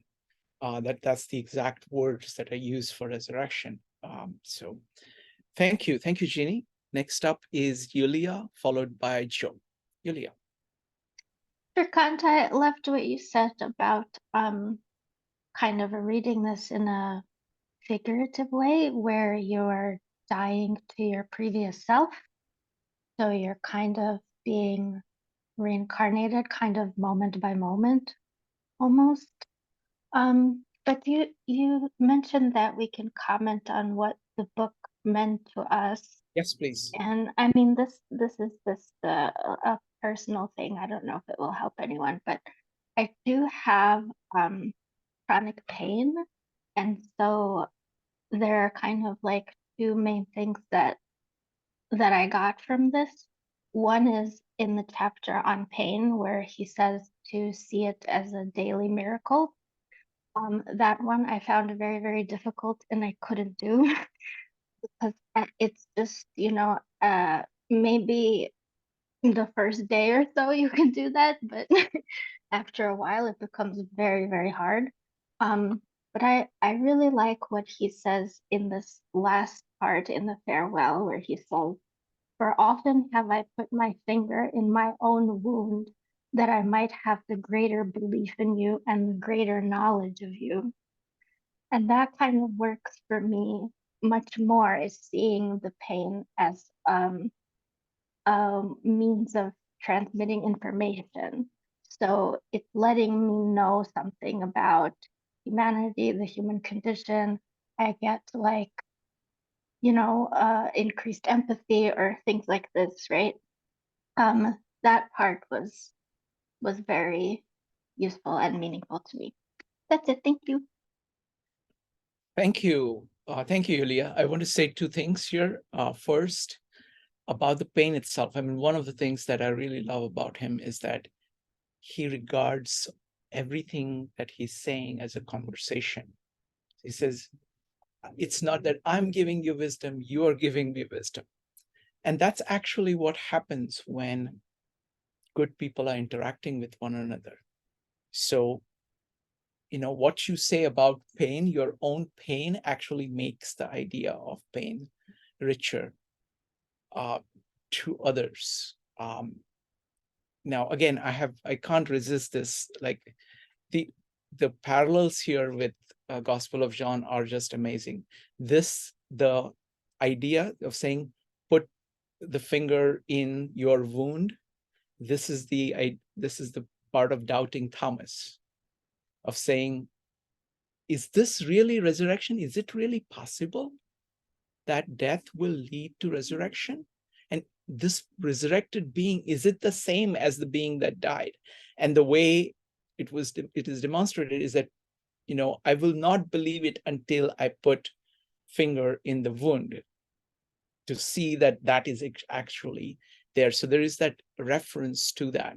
So it's combination of making the connection between the dying and the resurrecting, and having that perceptual grasp of that. So thank you, Ilya. Next up is Joe, followed by Maritza. Joe.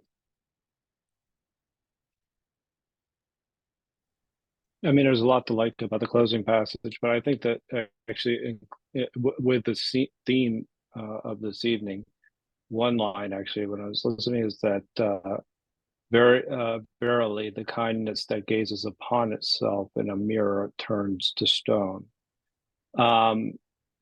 This idea that the kindness that, we talked a little bit about that people whom they give, but they're not necessarily giving for the sake of giving. They're actually giving because it actually, it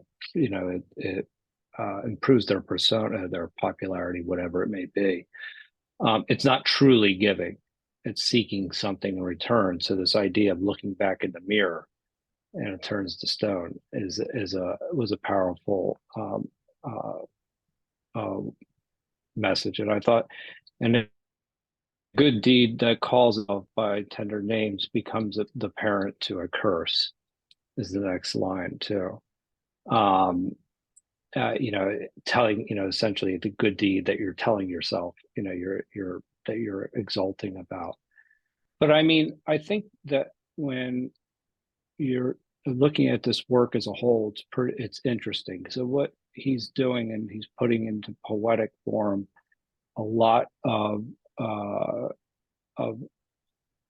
things that are universal questions, things about love, friendship, and things that the idea of charity, giving, work, all these things that we tend to, very deep philosophical things. And what it does is, if you actually have a framework for a philosophy, for an approach to life, then you can start to think about how he's articulating that and how it you maybe haven't thought about certain things differently. I thought I had mentioned a little earlier the joy and sorrow aspect of things. I thought that was a very good passage, and how he, mentions that, in order to understand joy, you must understand sorrow. Also, I think that he addresses some modern things like materialism, things about houses and clothes, and like how they don't necessarily define who you are. Throughout the text, he also talks about how things are transient, including life itself. So the transience of things, how these things that we tend to value, they're not here forever. So I also like the idea of the way he handled children. That they're meant to live. They're not possessions, and that's often, you see that often with parents sometimes, the way they kind of are overbearing sometimes. But I think that the way he actually works all this in with love is very unique and very powerful. There is a definite spiritual component, a very deep spiritual component. And so, but I think that in any philosophy that you have, it makes you think about some the deepest of topics in a different way. And that's the beauty of poetry, and he does it very, very well. So if I were to say that, I don't know if there's one thing that I've taken, but if you think about these, if you were to journal about each one of these things, each one of these sections, very shortly, you would have different insights than when you started, and that's pretty much all that you can ask for in a work. And he does it beautifully. He makes it very accessible. So anyway, I think that's perhaps the authenticity aspect I thought was very strong too throughout the entire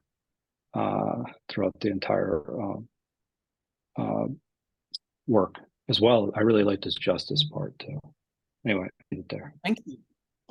Thank you, Joe. I want to comment on 4 points and just show, I see a theme running through his work, and that is his loyalty to the function. And he's always looking at forms as appropriately coming only from the function. So he's looking at this living element, and he's looking at everything that we create with respect to that. So for example, it starts with whenever you're looking in the mirror and saying how kind you are, you're focused on the results. You're focused on the fruits. You're not really focused on being kind, but being recognized as kind. So you want some fruit from that. We're talking about materialism, when he looks at the houses, when he looks at the clothes, it's all about your living. Have you structured the life to, have you structured your house for living, or are you letting your house structure you? So it is, going from function to form all the time. You can see his emphasis on transient, because transient, life or spirit is moving, it goes where it will, and it keeps flowing from place to place, and you have to be okay with that. Moment you say, no, I want this way now, you are boxed in by the form. And the beautiful way in which he talks about children actually shows you, because they are, you can see life in them, which has not been encumbered with too much stuff that they have, too much static stuff that has ossified, that has not yet ossified and stopped their, life force. And he appreciates that very well. So I see this theme of form must follow function coming through everything that he talks about. Thank you, Joe. Next up is Maritza, followed by Oscar. Would love to hear from as many people about what they got from this work. Maritza. So true what you say, that every time you read this, different times in your life, you hear things differently, and different passages speak to you. There's so many things to point out. The one thing I want to in the passage on beauty, there is a section where, he says, beauty is life when life unveils her holy face, but you are life and you are the veil. Beauty is eternity gazing at itself in a mirror, but you are eternity and you are the mirror. That line really just kind of cuts me off at the knees when I hear it. And then in this closing, I think he alludes to that same concept when he tells us, you are not enclosed within your bodies, nor confined to fields or houses. That which is you dwells above the mountains and roves with the wind. It is not a thing that crawls into the sun for warmth or digs holes into darkness for safety, but a thing free, a spirit that envelops the earth and moves in the ether. I think these two passages show what I'm getting out of this time around, sitting and walking with the poetry with you, all of you, it's the idea. I keep seeing this invitation for us to view that we are more than those daily concerns that we allow ourselves to get mired in. That even getting mired in them does not negate the fact that the greater aspect of I is still there.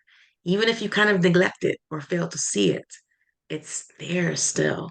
And it's beautiful and it's amazing. And you have, but only to just attempt a little bit of focusing on it. Or even if you can't see it, accept that it's there and then keep going.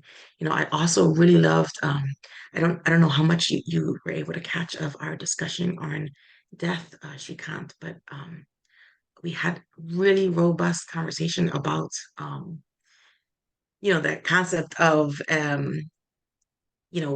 how can you understand death if not through living? And I love that thought that we're gonna I'm gonna dance my way, and that's the best way to live. If death catches me while I'm dancing, I think that's the best way to go.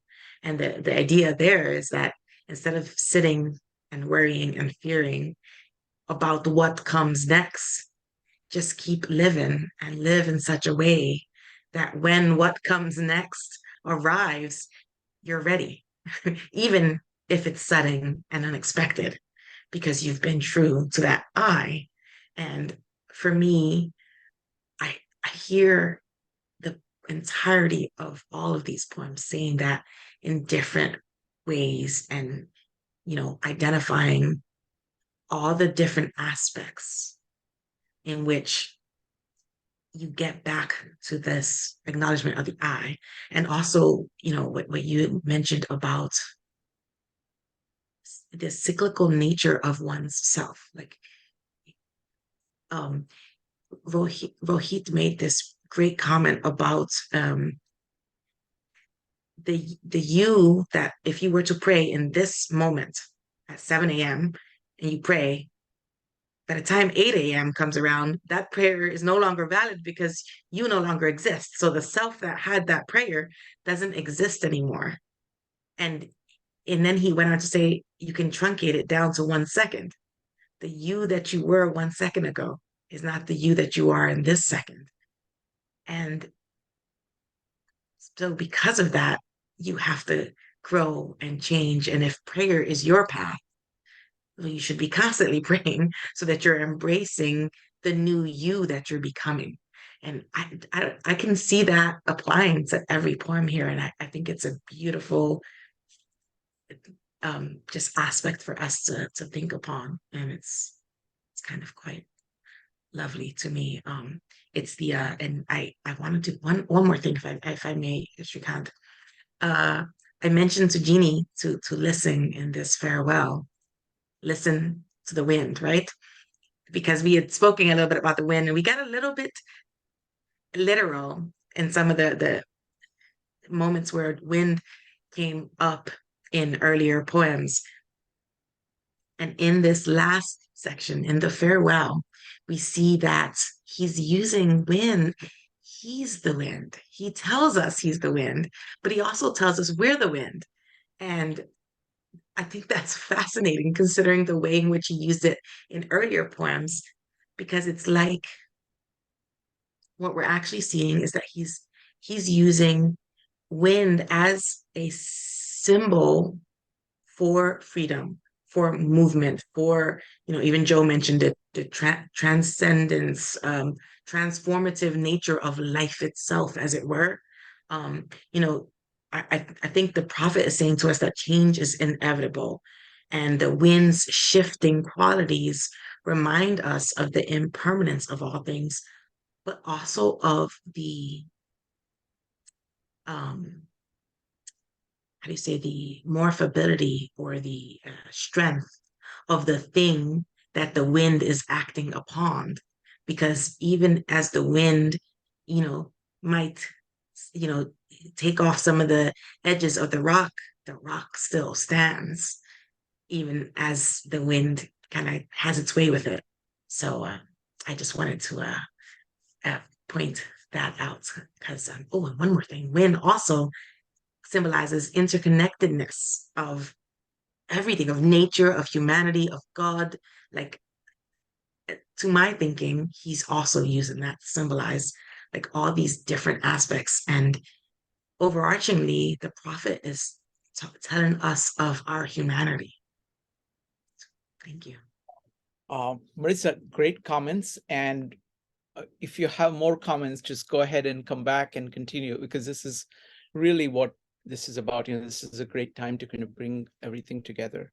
I want to comment on two things here. So one is that really this is celebration of the human spirit. This is about spirit. This is a celebration of consciousness. And I want to talk about it in three different ways here, from three very different viewpoints. Firstly, I think the point that you are talking about, Rohit, bringing up of, you take shorter and shorter time, and it still works, and it still works. And actually it works far more intensely and far better. It's the idea of eternity now. Okay, these are the eternal principles. And these are actually, he's trying to capture, it may seem like he's capturing transient things, and they are transient, but he's actually capturing eternal things that for consciousness to grow, we have to stop being attached to what we are, what we know, in order to go beyond that. In Greek, it is called metanoia. So you're going beyond your ideas. And in order to do that, you have to first say, no, the ideas that I have are not God's. I am not just thinking that I have everything, because the moment you do that, you just begin to die. That is death.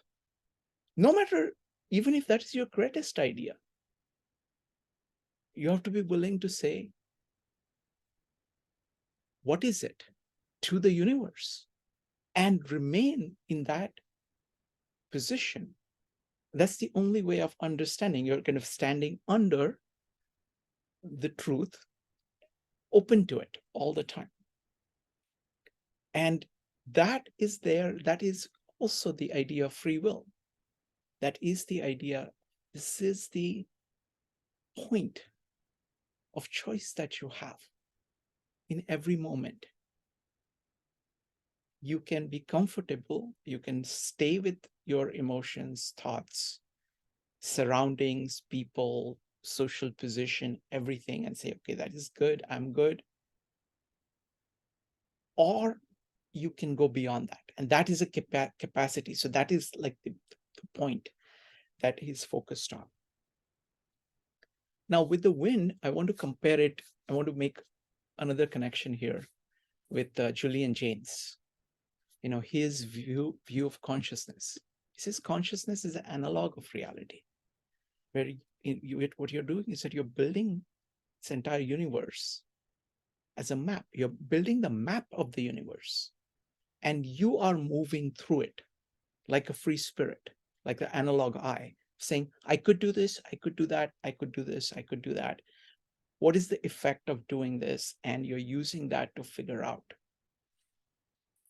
So that is one data point. The second data point, again, I think this is a very deeply religious work. And it draws upon many, many, many deep biblical themes here. This is simply, the wind is simply the description of Holy Spirit, and it is, the wind is the word spirit, pneuma in Greek, refers to both wind and spirit.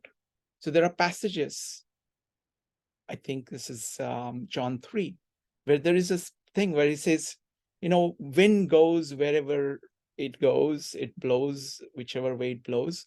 And then, he talks about the spirit. Now, the interesting thing is the word used is the same word.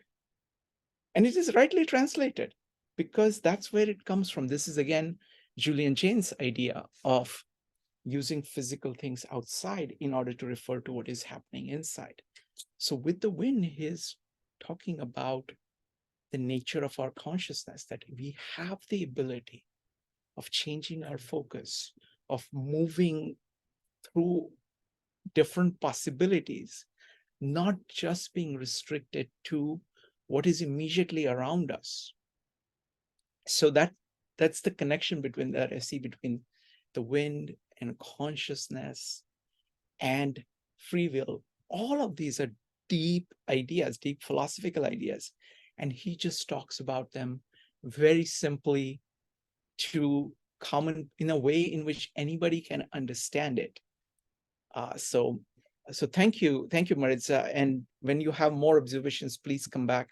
Love to hear more. I mean, another thing here is that, you know, I'm delighted that we are doing something like this because, you know, I think the Mondays that we are doing poetry is a very crucial part of what we are doing, because and just like he's saying, you know, it's not about just consuming poetry, but of creating poetry.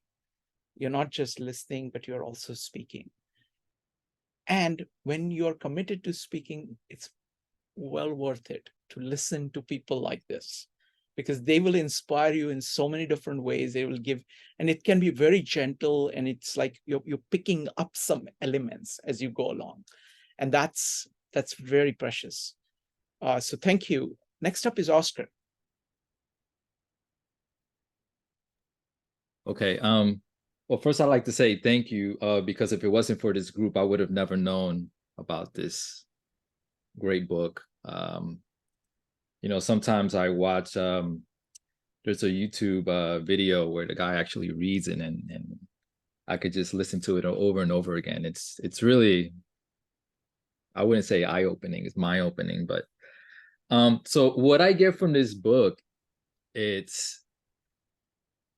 and this is what he says in the book, is it's not the truth, it's a truth. But what differentiates this from the Bible, let's just say, is that he uses nature and what we're able to experience today, where the Bible uses events between man and man in the past.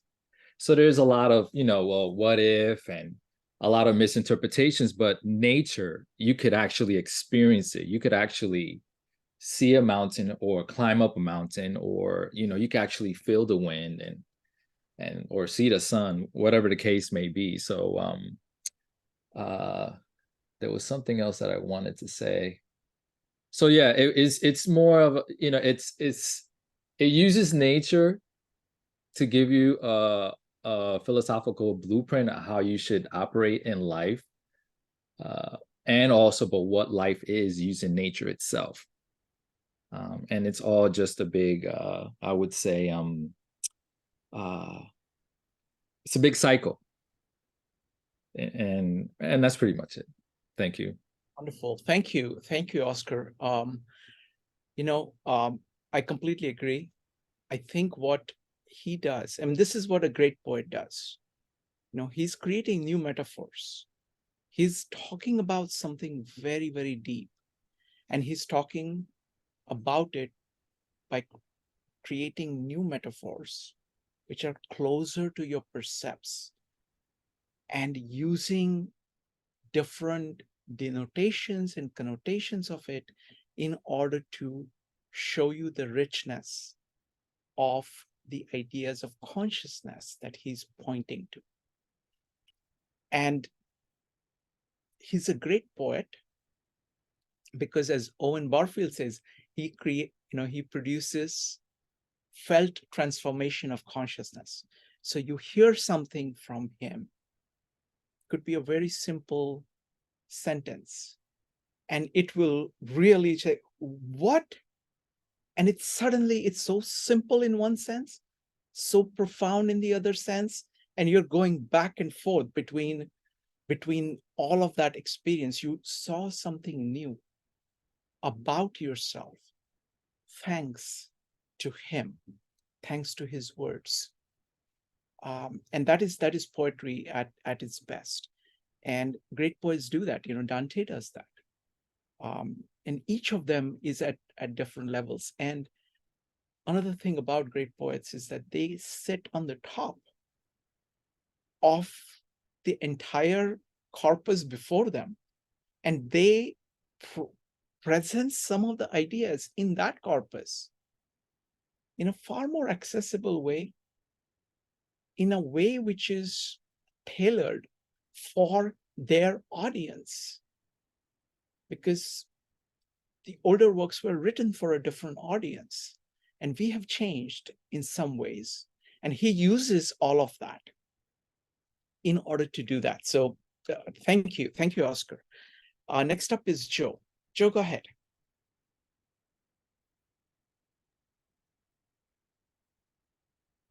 I'm sorry. One of the sections that I do remember this stuff. There's a couple that, with crime and punishment, but one was with self-knowledge. Say not, I have found the truth, but rather I have found a truth. Say not, I have found the path of the soul. Say rather, I have met the soul walking upon my path. For the soul walks upon its all paths. The soul walks not upon a line, neither does it grow like a reed. The soul unfolds itself like a lotus of countless petals. And the reason why I actually found that is that, the idea that it remains open to continually knowing yourself. You found a truth, not the truth. So this idea that how you're evaluating yourself and the many paths that you can take in life is something that I find to be really personally important, because when you're evaluating yourself, you find that, hey, this is true now, but is this going to be true later? And you have to be open to new information. And so many times people are kind of closed off and they think they found the truth, and they only live with the idea of not inviting new information. So I think that actually is where you begin to truly understand yourself. You don't define yourself by one thing. You define yourself by continuing to learn and actually to engage with the world. And that is essentially how that feedback that you receive is how you build your character and how you actually also attain wisdom. So it's the interactions with other people. But again, it's, we're going to find a lot of different versions of the truth as we go through our lives.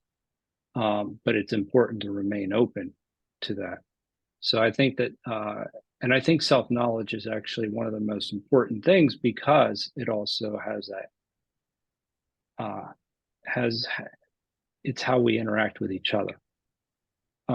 Essentially, it's how you interact with the world. So I think that understanding yourself is actually one of the most important things. And that was that in crime and punishment was actually one of the two areas that I thought were really, really important. Wonderful. Thank you. Thank you, Joe.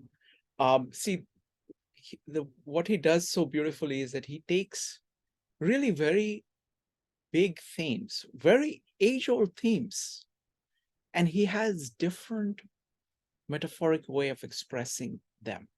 I mean, this is a theme of Tao. Tao is what it is, and you are trying to understand it. Don't confuse the names for it. This is the same theme that you're trying to get at the territory.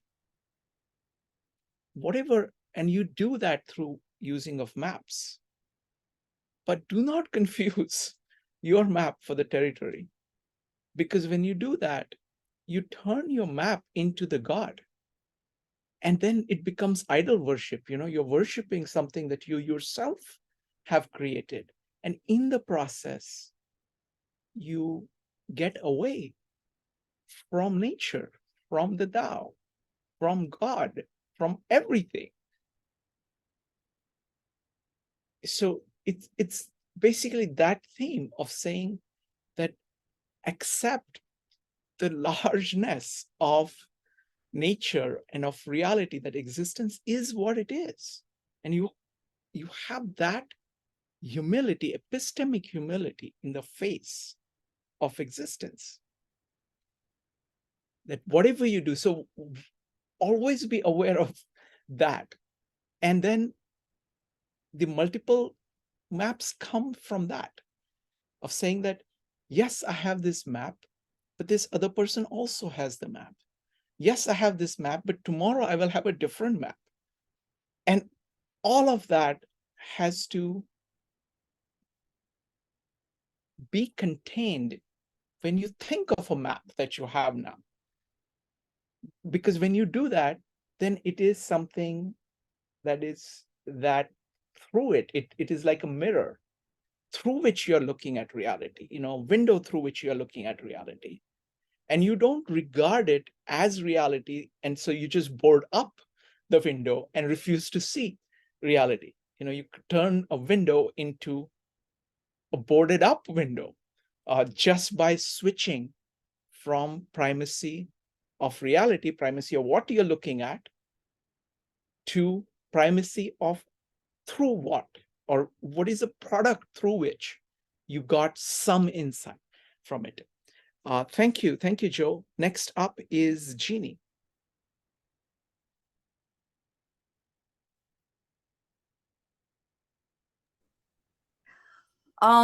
He really spends quite a lot of time on this thing about the return. And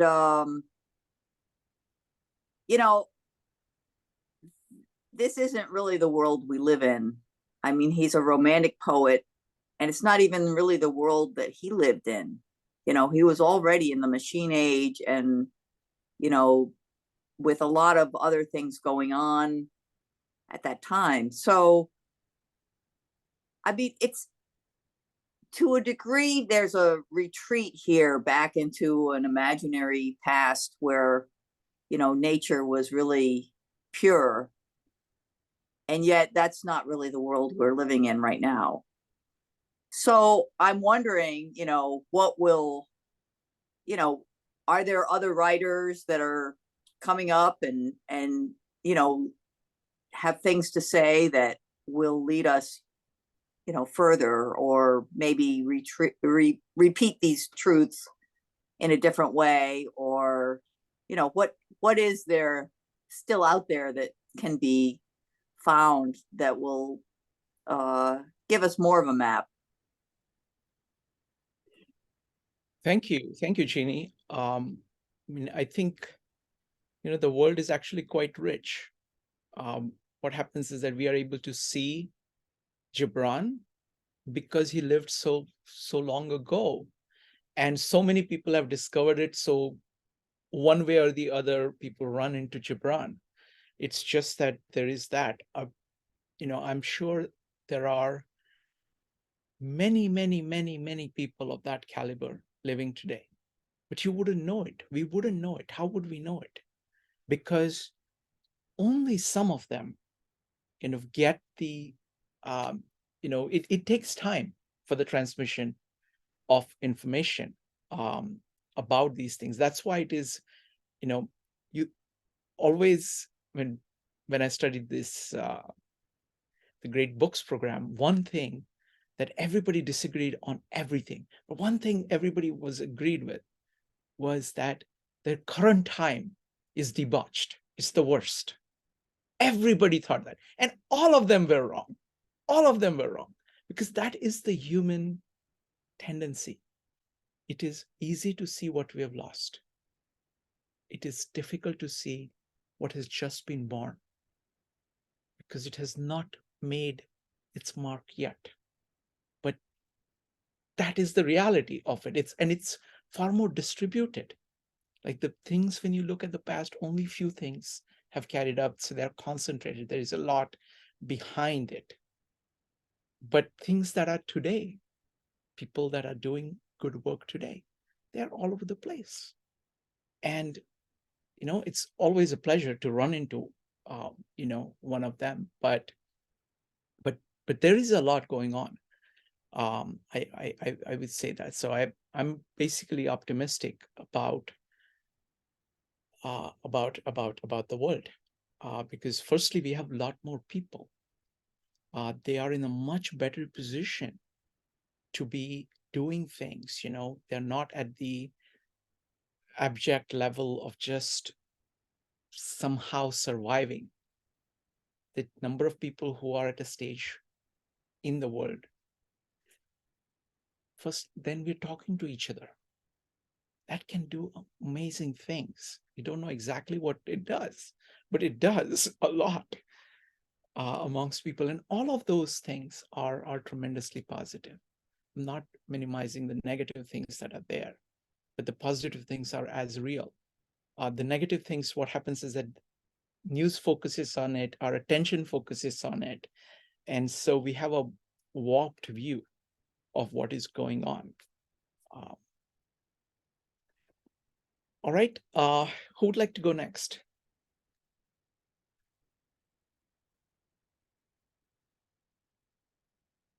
We can always go back to Maritza because she will have so many more things to say.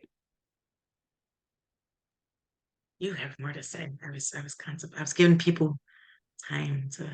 Yes, digest.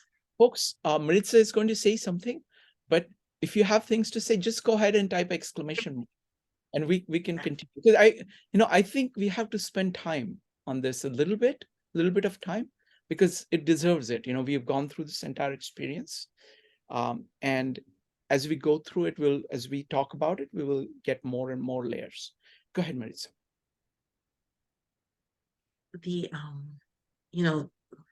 There's also a theme throughout all of these poems where the prophet is pointing out to us where we trip ourselves up. And I think that's very valuable. Now, he does it in these like beautiful poetic ways, but if you kind of strip it, it's like, well, man, why are you pointing that out for me? I don't need to see that. But it's just kind of fascinating the way he does it. And he says it directly in the farewell, because he says, why seek you the unattainable? What storms would you trap in your net? And what vaporous birds do you hunt in the sky?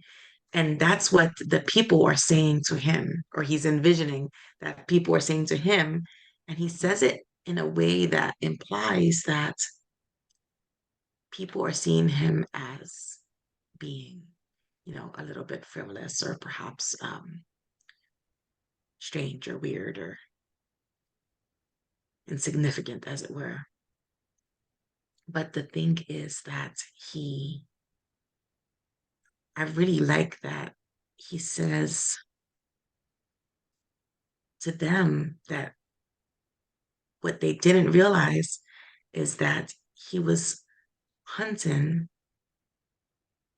their, or he was seeking their secret, the secret of their joy and their pain, and that he hunted their larger selves that walk the sky.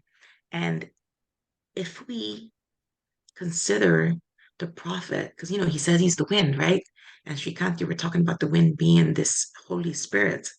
And then that takes us back to the greater scheme of universe, right? And so if we're looking at this as some facet of spiritual or universe, or something speaking to one, or even our, if you want to separate it from a directly religious thing, because it's a thought experiment I like doing with all works just to see if it fits, and it always does, by the way, just an aside. The people can be very deeply spiritual without being religious, and that's definitely an opinion, but I put it out there. One's philosophy, right, can be seen here, even in this idea of this spirit, this consciousness is hunting the secret of our joy, the secret of our pain, the secret of our larger selves. And that to me is our perpetual dance with seeking understanding. You know, we're always, to my thinking, you know, you guys hear me say this all the time, we're always seeking that forward moving path, right? We want to be on this meaningful path. And we understand that if we're not moving along it, we're not actually living. And as such, I really love that what you can see in this poem is I want to say it's a gentle reminder, but really sometimes it's very much in your face. The admonition to look deeper. The idea, like, because he says that, he says, you know, he's seeking the larger selves. And then what I really like about this same lines is he says, but the hunter was also the hunted. Many of my arrows left my bow only to seek my own breast. And the, you know, and I, the believer, was also the doubter. And I think that that speaks to the duality in us all. And it's this bigger idea that is a call to remember that one cannot conceive of or one should not conceive of the concept of chaos without order, because for chaos to exist, it requires some bit of order. And the reverse is true. For order to exist, it requires some bit of chaos to live within it. The two cannot be ever entirely separated. And so there is this duality in nature. And remember, we are in nature, right? That's what the poems are telling us and reminding us. And that being the case, if there's a duality in nature, there is a duality in us. And so it's a reminder that we are not ever one thing. We cannot consider ourselves only ever to be one thing. You know, you're the hunter, but you're also the hunted. You know, you have this massive pain, but perhaps a way to help with that pain and to walk with that pain is to remember that even in that pain, there resides joy. It has to. By the absolute laws of nature, you can't have one without the other. There, because we are, you know, we are all of us some version, some form of this dance of, you know, two entities moving along in a spectrum of each other. So we're not all one thing. We're not all the other. We're somewhere along the lines, a little bit of both. And I don't know, I see that in this poem and I think it's delightful. Wonderful. I'll make a comment on that and then it'll be Oscar. Folks would love to hear from as many people. So go ahead and type an exclamation mark. So I want to point out two things. I will just name two things, but focus on only one of them. And one I will take it up later on. The one that I'm going to take up later on is his just absolutely beautiful way of describing the sacredness of an individual by himself and the sacredness of interaction between people and how they interact with each other. Just so many different beautiful examples of that. Okay, so that's what I'll talk about later. I want to pick up this theme of order and chaos. And, you know, Jordan Peterson captures it beautifully. He says, meaning lies at the edge, the verge of order and chaos, which is the same idea as resurrection. It's the same idea that you have to be willing to go into chaos to have new birth. Now, you're in a city which has all order in it, established order in it. The only way the city lives is by people going out into the wilderness, slaying the dragons and bringing back the city to the gold to the city to build it further. So that process, that cycle of going into chaos, facing death, conquering it and coming back with new life, new order, but never be satisfied with that. Because the moment you say, oh, there is danger out there, Let's build big walls and live happily ever after. You just die miserably ever after. Okay, that's the recipe for it. So you have to be doing that. So that is the same idea that we're talking about here, of the meaning of death, the going back and forth. Thank you, Maritza. Next up is Oscar, followed by Jeannie, followed by Joe. Oscar. Yes. Yeah, so Khan, what you just finished saying about people, I remember there's a part in the book about it talks about friendships, and he also says that you have given me wisdom. When he's talking to the people itself, and it's so true. Like even in this meetup, listening to everyone's interpretation of a book, it's enlightening. It does open your mind to more than just what you think happens to be true. Another thing is, again, specifically tonight, he kept using wind and the sun, and I started to think that if you look at every environment on Earth, it is mostly determined by the sun and wind. So is and that kind of sets the environment. I mean, of course, not just those two, but they are in it. So I don't know. It's just this book is really fascinating. Again, I just want to say thank you. Yes, that's pretty much it. Thank you, Oscar. So just one quick building on that. It is the moving elements. It's the energy coming from the sun. It is the air and it's the water that shapes the mountains and the valleys. But people look at the mountains and the valleys and say, oh, how great mountains and valleys. Because they always look at everything in a static way. Because the mountain they can see, wind they can't see. The water that has flown, the water that has been flowing there, they don't see. The sun that has been shining there forever, they don't see. They just see this particular Grand Canyon. The Grand Canyon is grand because of the flow that created it. Thank you, Oscar. Next up is Jeannie. Jeannie, go ahead. I unmuted ahead. He's really a master of metaphors, and I'm not sure everything is original with him, but I love how, we usually think of the path and climbing the mountain and all that stuff. But at the very end, it's a ship, and I assume a sailing ship, that's carried off with the wind. So there's no struggle or, there's no effort really made by the humans at that point. They're being carried by a ship, through the water and on the wind. So I that's very beautiful to think of as your ending. Yes, thank you. I mean, he has such a touch, just the right metaphor. Thank you. Next up is Joe, followed by Oscar. Joe.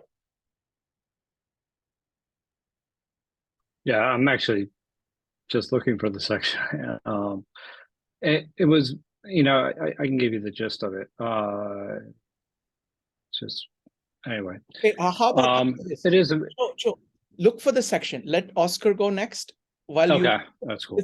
Because his words are so good that let's hear his words. Go ahead, Oscar. Yes. Responding to Janice, the whole issue with not the issue, but the thing about the ship. So to me, it's, again, this goes back to the wind. It's about going with the flow of life, and again, not going against it. It's like, for example, some of us dislike the fact that we're getting older, and we tend to be stuck in our because we don't want to get old. We want to, let's just say as an example, continue to dress in our 30s when we're actually in our 40s. We need to go with the flow of things. So that's my understanding of like the whole ship. It's just, you know, when it's time for you to move on, you have to go, and not just because if not, you know, you remain stagnant. It'll be a trickle effect. You want to experience beyond this, and it's, you know, but I'll leave it there. Thank you. Thank you, Oscar. I think the ship has kind of multiple meanings that I see. Firstly, the ship arrives. Okay, he's been waiting for that ship, and the ship arrives. Okay, does he just jump into it and go? No, he doesn't. He actually produces the greatest thing that he ever did. After he knows it's time for him to go, and he knows that there is a very limited amount of time, and he goes ahead and does what he needs to do in order to leave behind himself. Because he, in that sense, he has planted a seed that is going to grow in this fertile ground of the psyches and the consciousnesses of all these people. So there are going to be like mini prophets or even mega prophets that are going to come from these things that, and he knows that. So he wants to do it. Even the people want to do it. People have had respect for him. They have known who he is. And they say, okay, now that you're going away, please say things to us. Because those words can produce life. So that, and then when he's done, there is a point when he talks to them and then he's done. And then he goes into the ship for a little while, promising that, you know, he will come back. Just beautiful drama. Thank you. Next up is going to be Maritza. Oh, sorry, Joe. Joe, are you ready? Yeah, right. Okay, go ahead, Joe. Oftentimes I've heard you speak of one who commits a wrong as though he were not one of you, but a stranger unto you and an intruder upon your world. But I say that even as the holy and the righteous cannot rise beyond the highest which is in each one of you, so the wicked and the weak cannot fall lower than the lowest which is in you also. I think that is one of the most powerful, like, kind of statements in the whole book, to be quite honest. You know, when we're thinking about, you know, punishment, you know, understanding that, you know, what is in other people, like, just as we cannot, you know, they were, just as we, just as I say, the holy cannot rise beyond the highest which is in each one of you.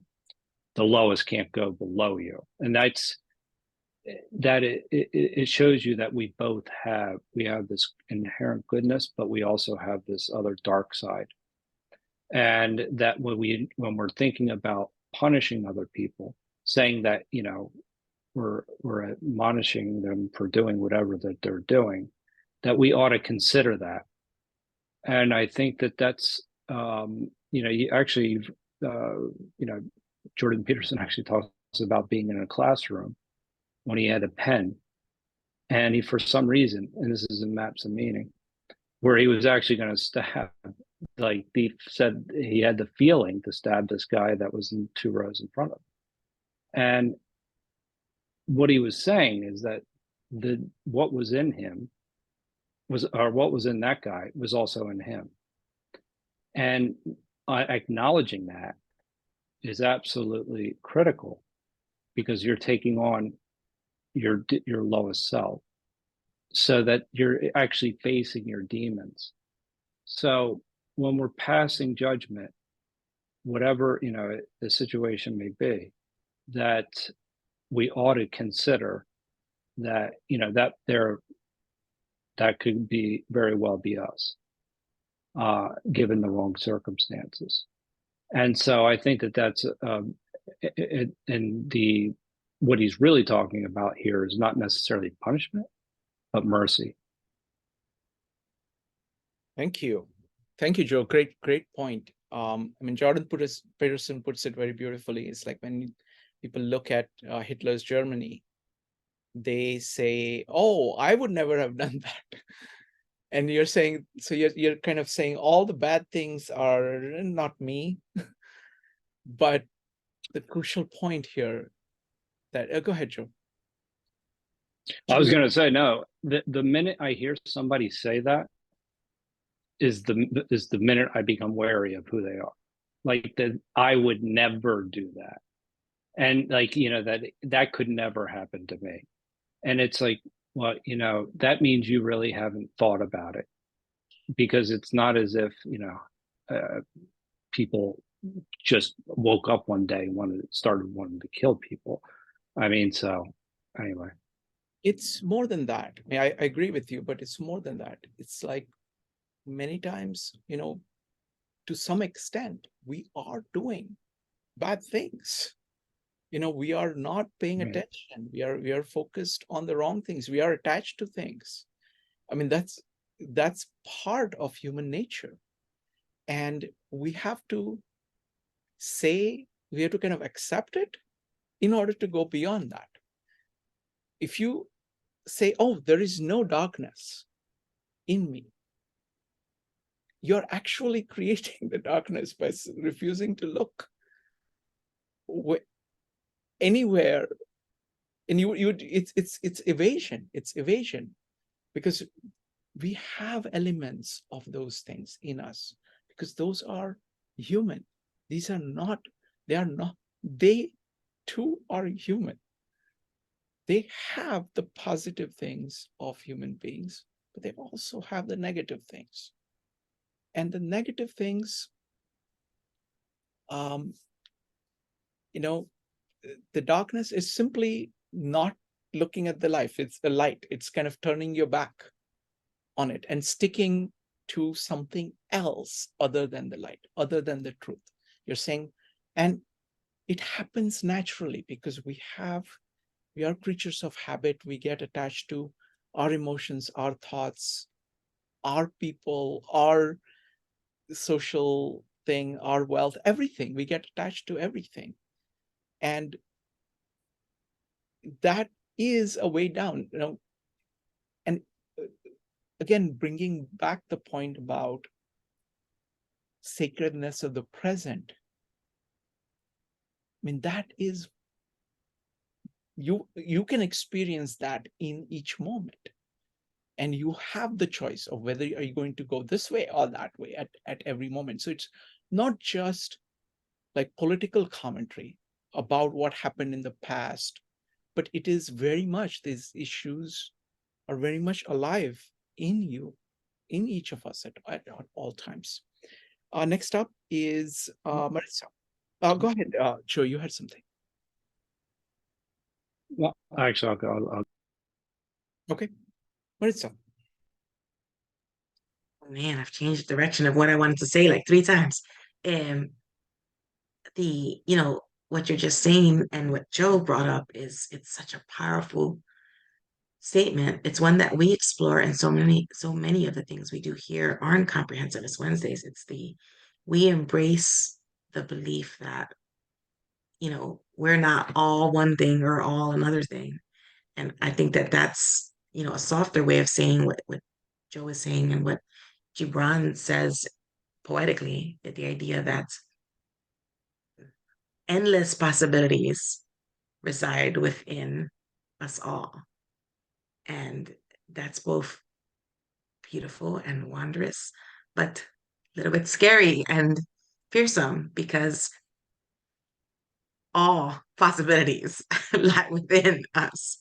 And he says it. He says, I come to the fountain to drink, and I find the living water itself is thirsty. It drinks me while I drink it. And that's kind of creepy. But it's so true. That's life. we say here, and we embrace, Bucky's concept of, procession. And I boil it down to the very simple statement: everything you touch touches something else. And it's near impossible to walk through life not touching anything. And so we have to accept we are touching things. And the moment you touch it, you interacted with it. You have changed its nature and it has changed you. It could be super minutely, microscopically a change, but it exists all the same. And that's that should be enough to caution us to tread lightly. And I really like the way Joe says it. It's like, I want to look sideways at somebody if they make this all statement, because that is somebody who has a lack of awareness that everything they touch is touching something else. They're not aware of the interconnectedness of us all and and what that actually means coming back to you.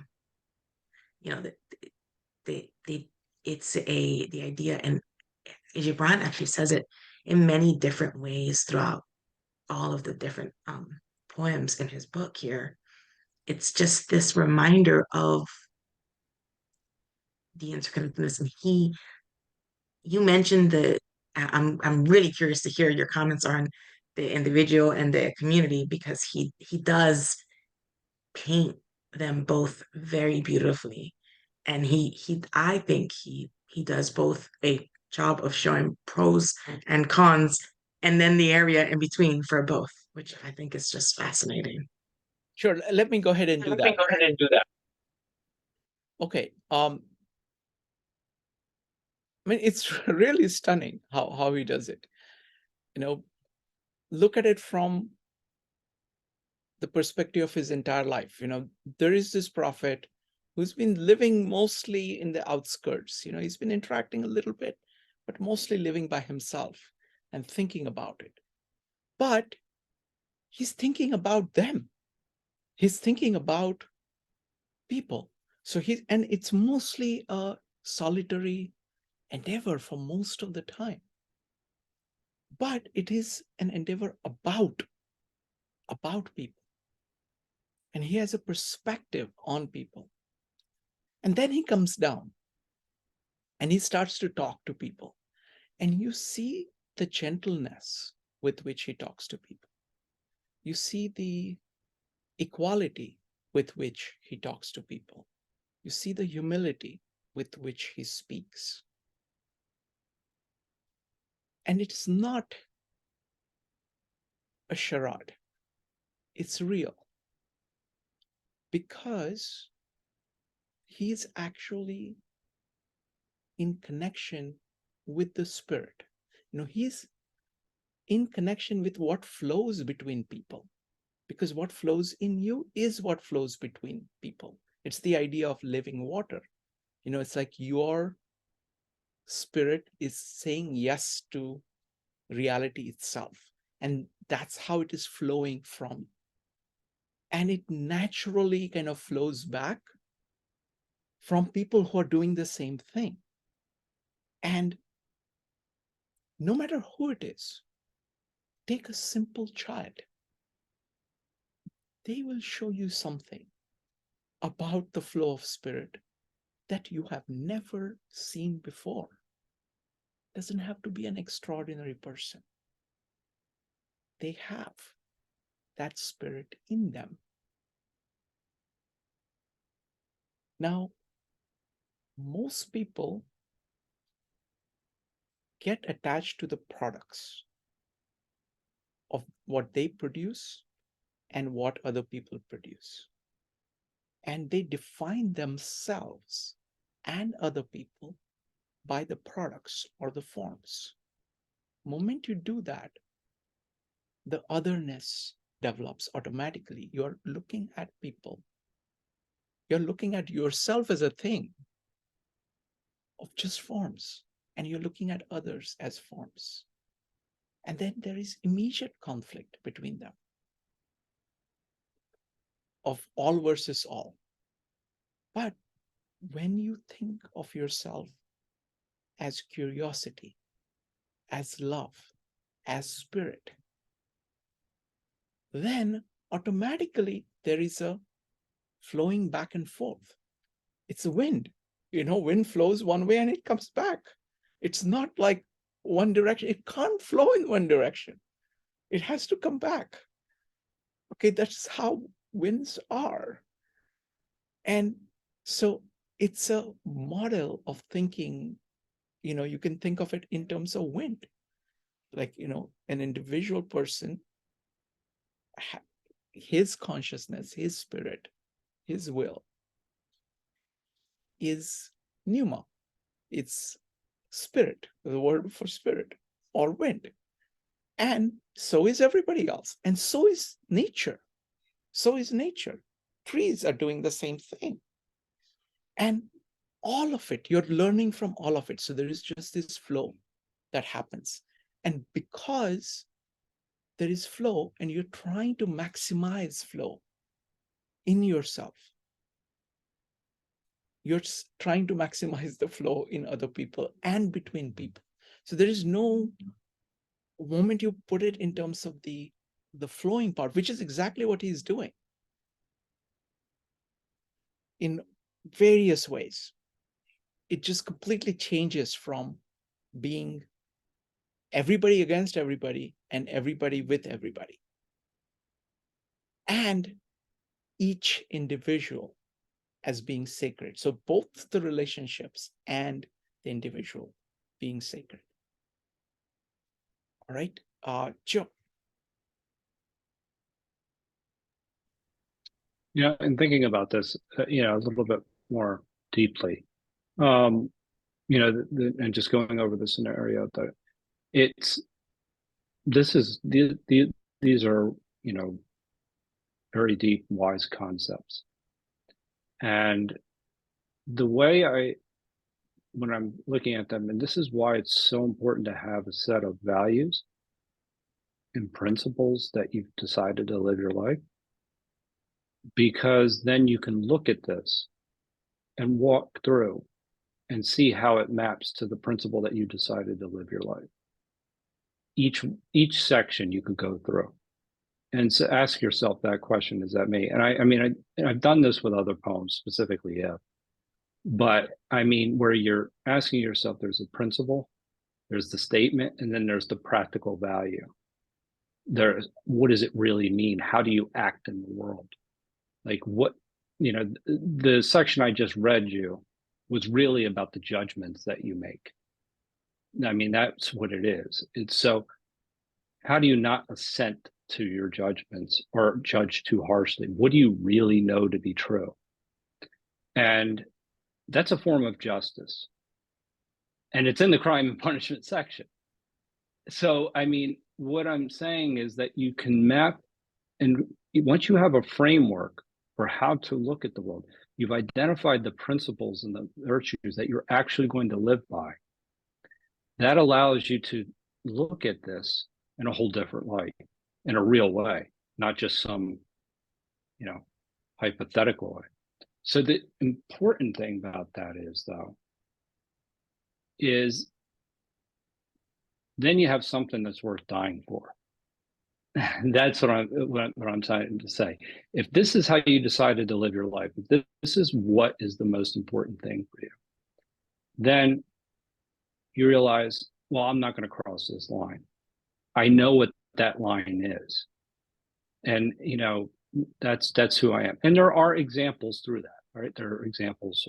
I'm going to throw out the obvious ones, like Cato, is a perfect example, or somebody, along the lines of Seneca, people that, that would not compromise. So there are a lot of scenarios where a lot of people wouldn't compromise. But what I'm saying, in order for you to do that, to get to that point, you really have to have an approach. And this is as true if you're dissecting a poem, how to live in the world, how to act in the world, or if you're assessing any type of problem. that you have a set of, of principles that you're falling back on, that you feel that are that important, that it's bigger than yourself.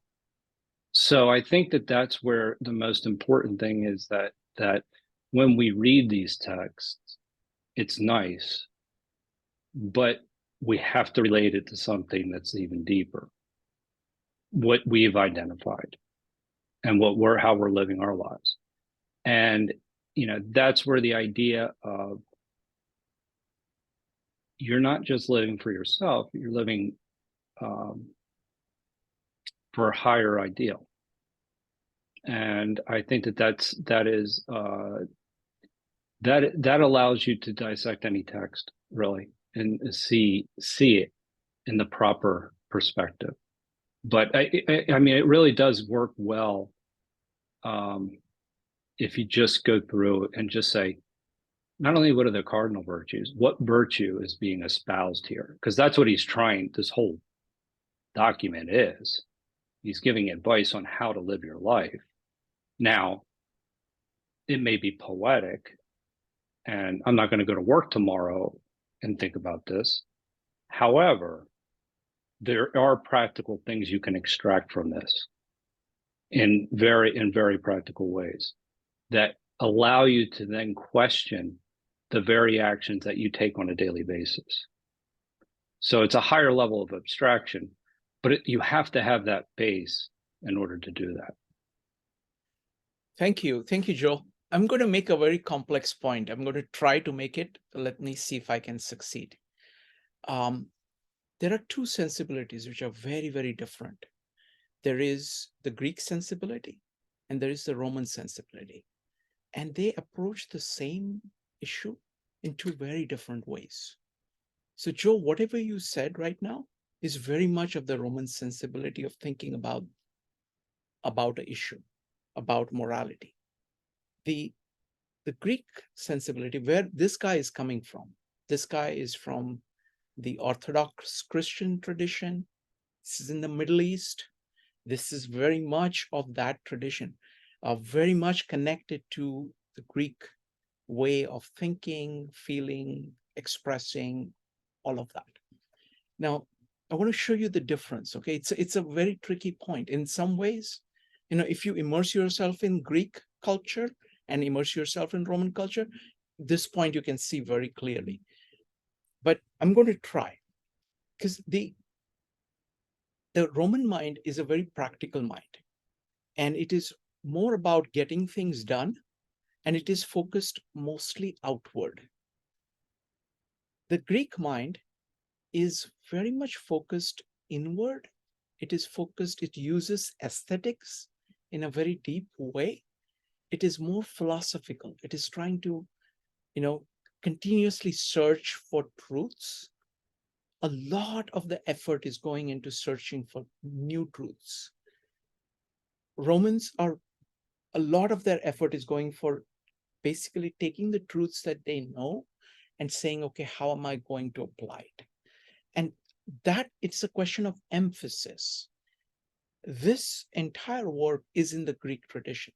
You'll find that, for example, let's say, you can see the same thing in people like, a lot of Greek writers. You can see it in Orthodox Christianity versus Catholic. The Roman Catholic is very much Roman. The Greek Orthodox Church is the old Greek Church. In some ways, the New Testament is a Greek work. It's like combination of Greek and Judaic work in its original form. John is being the best example.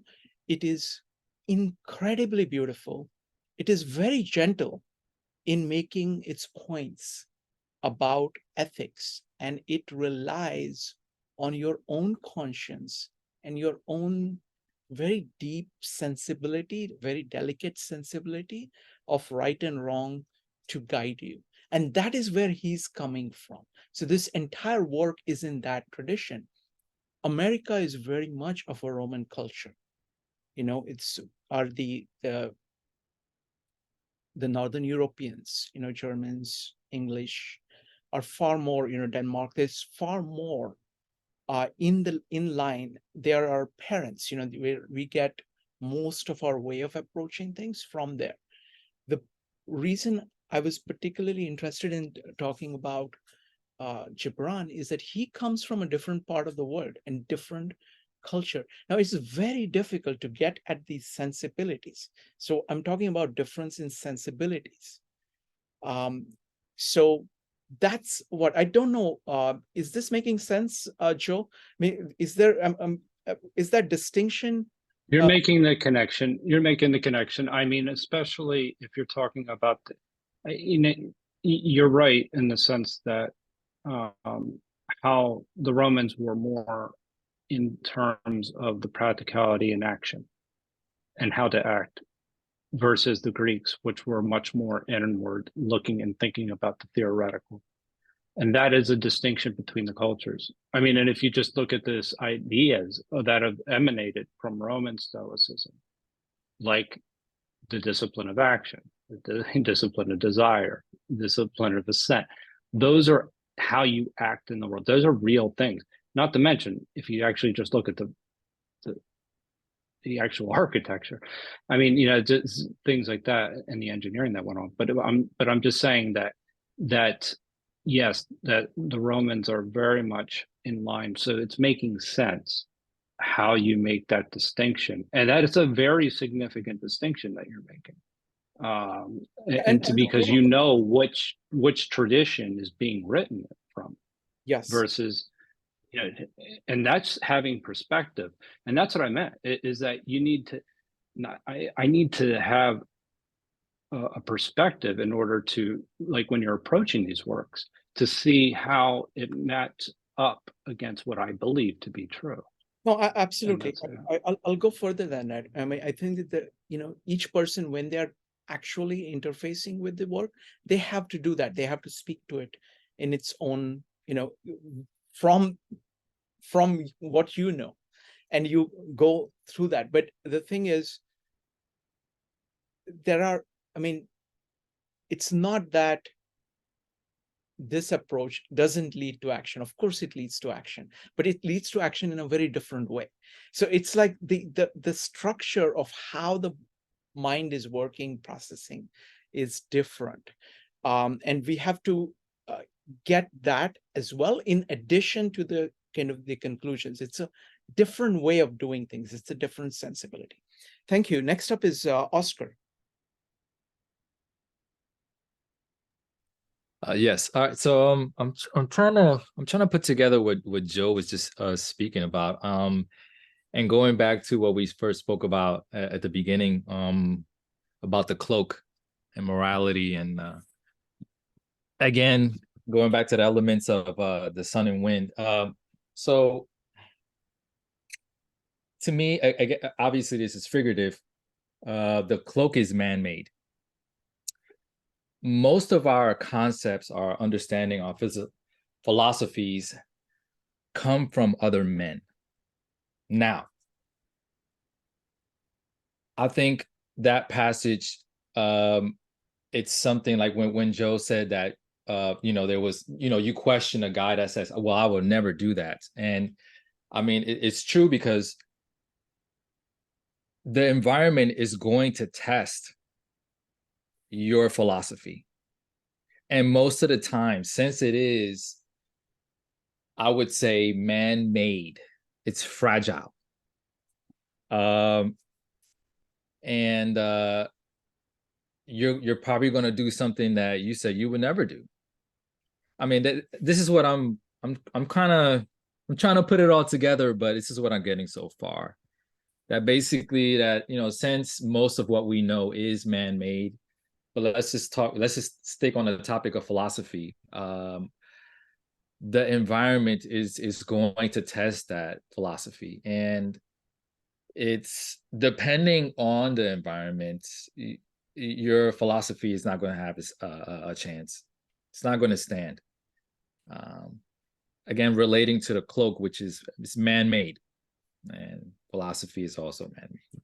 But anyway, I'll leave it there. Thank you. Thank you, Oscar. Absolutely, I think what Gibran is doing is going back to nature. going back to the roots. And this is like Taoist, very much Taoist, of saying, look at how nature is flowing and be like water, my friend. That's what he's saying.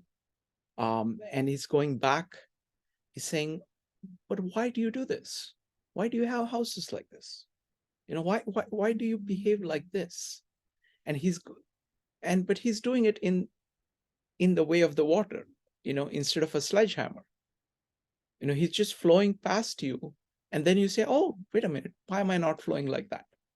And so he's very gently pointing out the artificiality or parts of culture which are not in accordance with nature.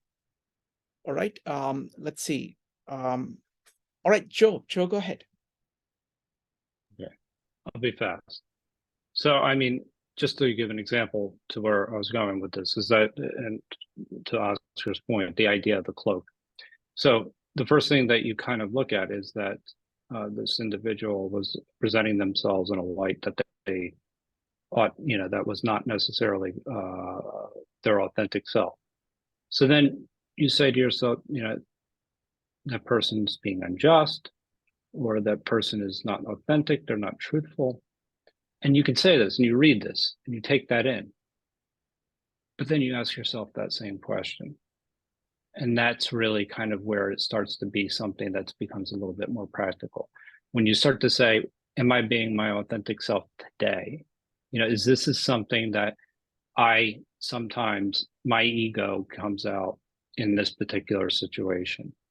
And then you can really start to make the distinction. Do you want to change?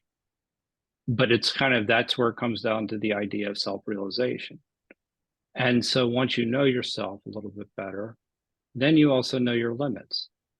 And so I think that's where you're starting to dissect these works and starting to make them a little bit more practical. And that's Thank you. Thank you. I also want to warn you that, what happens is that these works are incredibly deep. So no matter what practical thing that we can think of at any point of time is a very small part of what we are getting from the work. It is very important to do that, but we have to always keep in mind that that's just our perspective on this work. It is far, far more deeper than any particular idea of application that we can come up with. Next up is Oscar. Yes, I basically just wanted to use an example of a possibility where I was just talking about, let's just say a doomsday scenario. I mean, right now it's all about, having empathy and trusting and working with your fellow human. But in a doomsday scenario, you're thinking about your life and your life only. I mean, if there is only a limited amount of food and there is, and it's either him or me, it's that basically goes all out the window. Now, again, that's the environment. That's the wind and sun. And the cloak is your philosophy that it doesn't apply in that environment any longer. So I just wanted to just use a theoretical Sure. I'm always astonished when we actually see disasters, how amazingly people behave. I mean, there are, of course, people who behave badly, but there are a lot of people who behave in a way where you would say, oh, wait a minute. I didn't know people could be this good. That happens quite a bit as well. So, human beings, they have the negative potential. They also have the positive potential. All right. So Maritza, thank you very much for leading this one. I think this has been a tremendous addition to 52 Living Ideas. And the beautiful thing about what we do is that these ideas kind of get in, they start percolating, they work in us. So Maritza, I'll give you any closing thoughts that you may have. Oh, yeah. No, I just think it's delightful, and I love I love introducing this into the concept of comprehensivity because, the beauty of language is so clearly seen through the great poets. And I would put Gibran up there as one of the greats. And I think that it's so easy to dismiss poetry as something frivolous and not integral to the growing and learning and well-roundedness of a being. But I think that we are, all of us here today, striving for comprehensivity. And as such, this lends to us a richness that we would otherwise not find. Wonderful. Thank you. Thank you, Maritza. Bye, everybody. Bye, guys.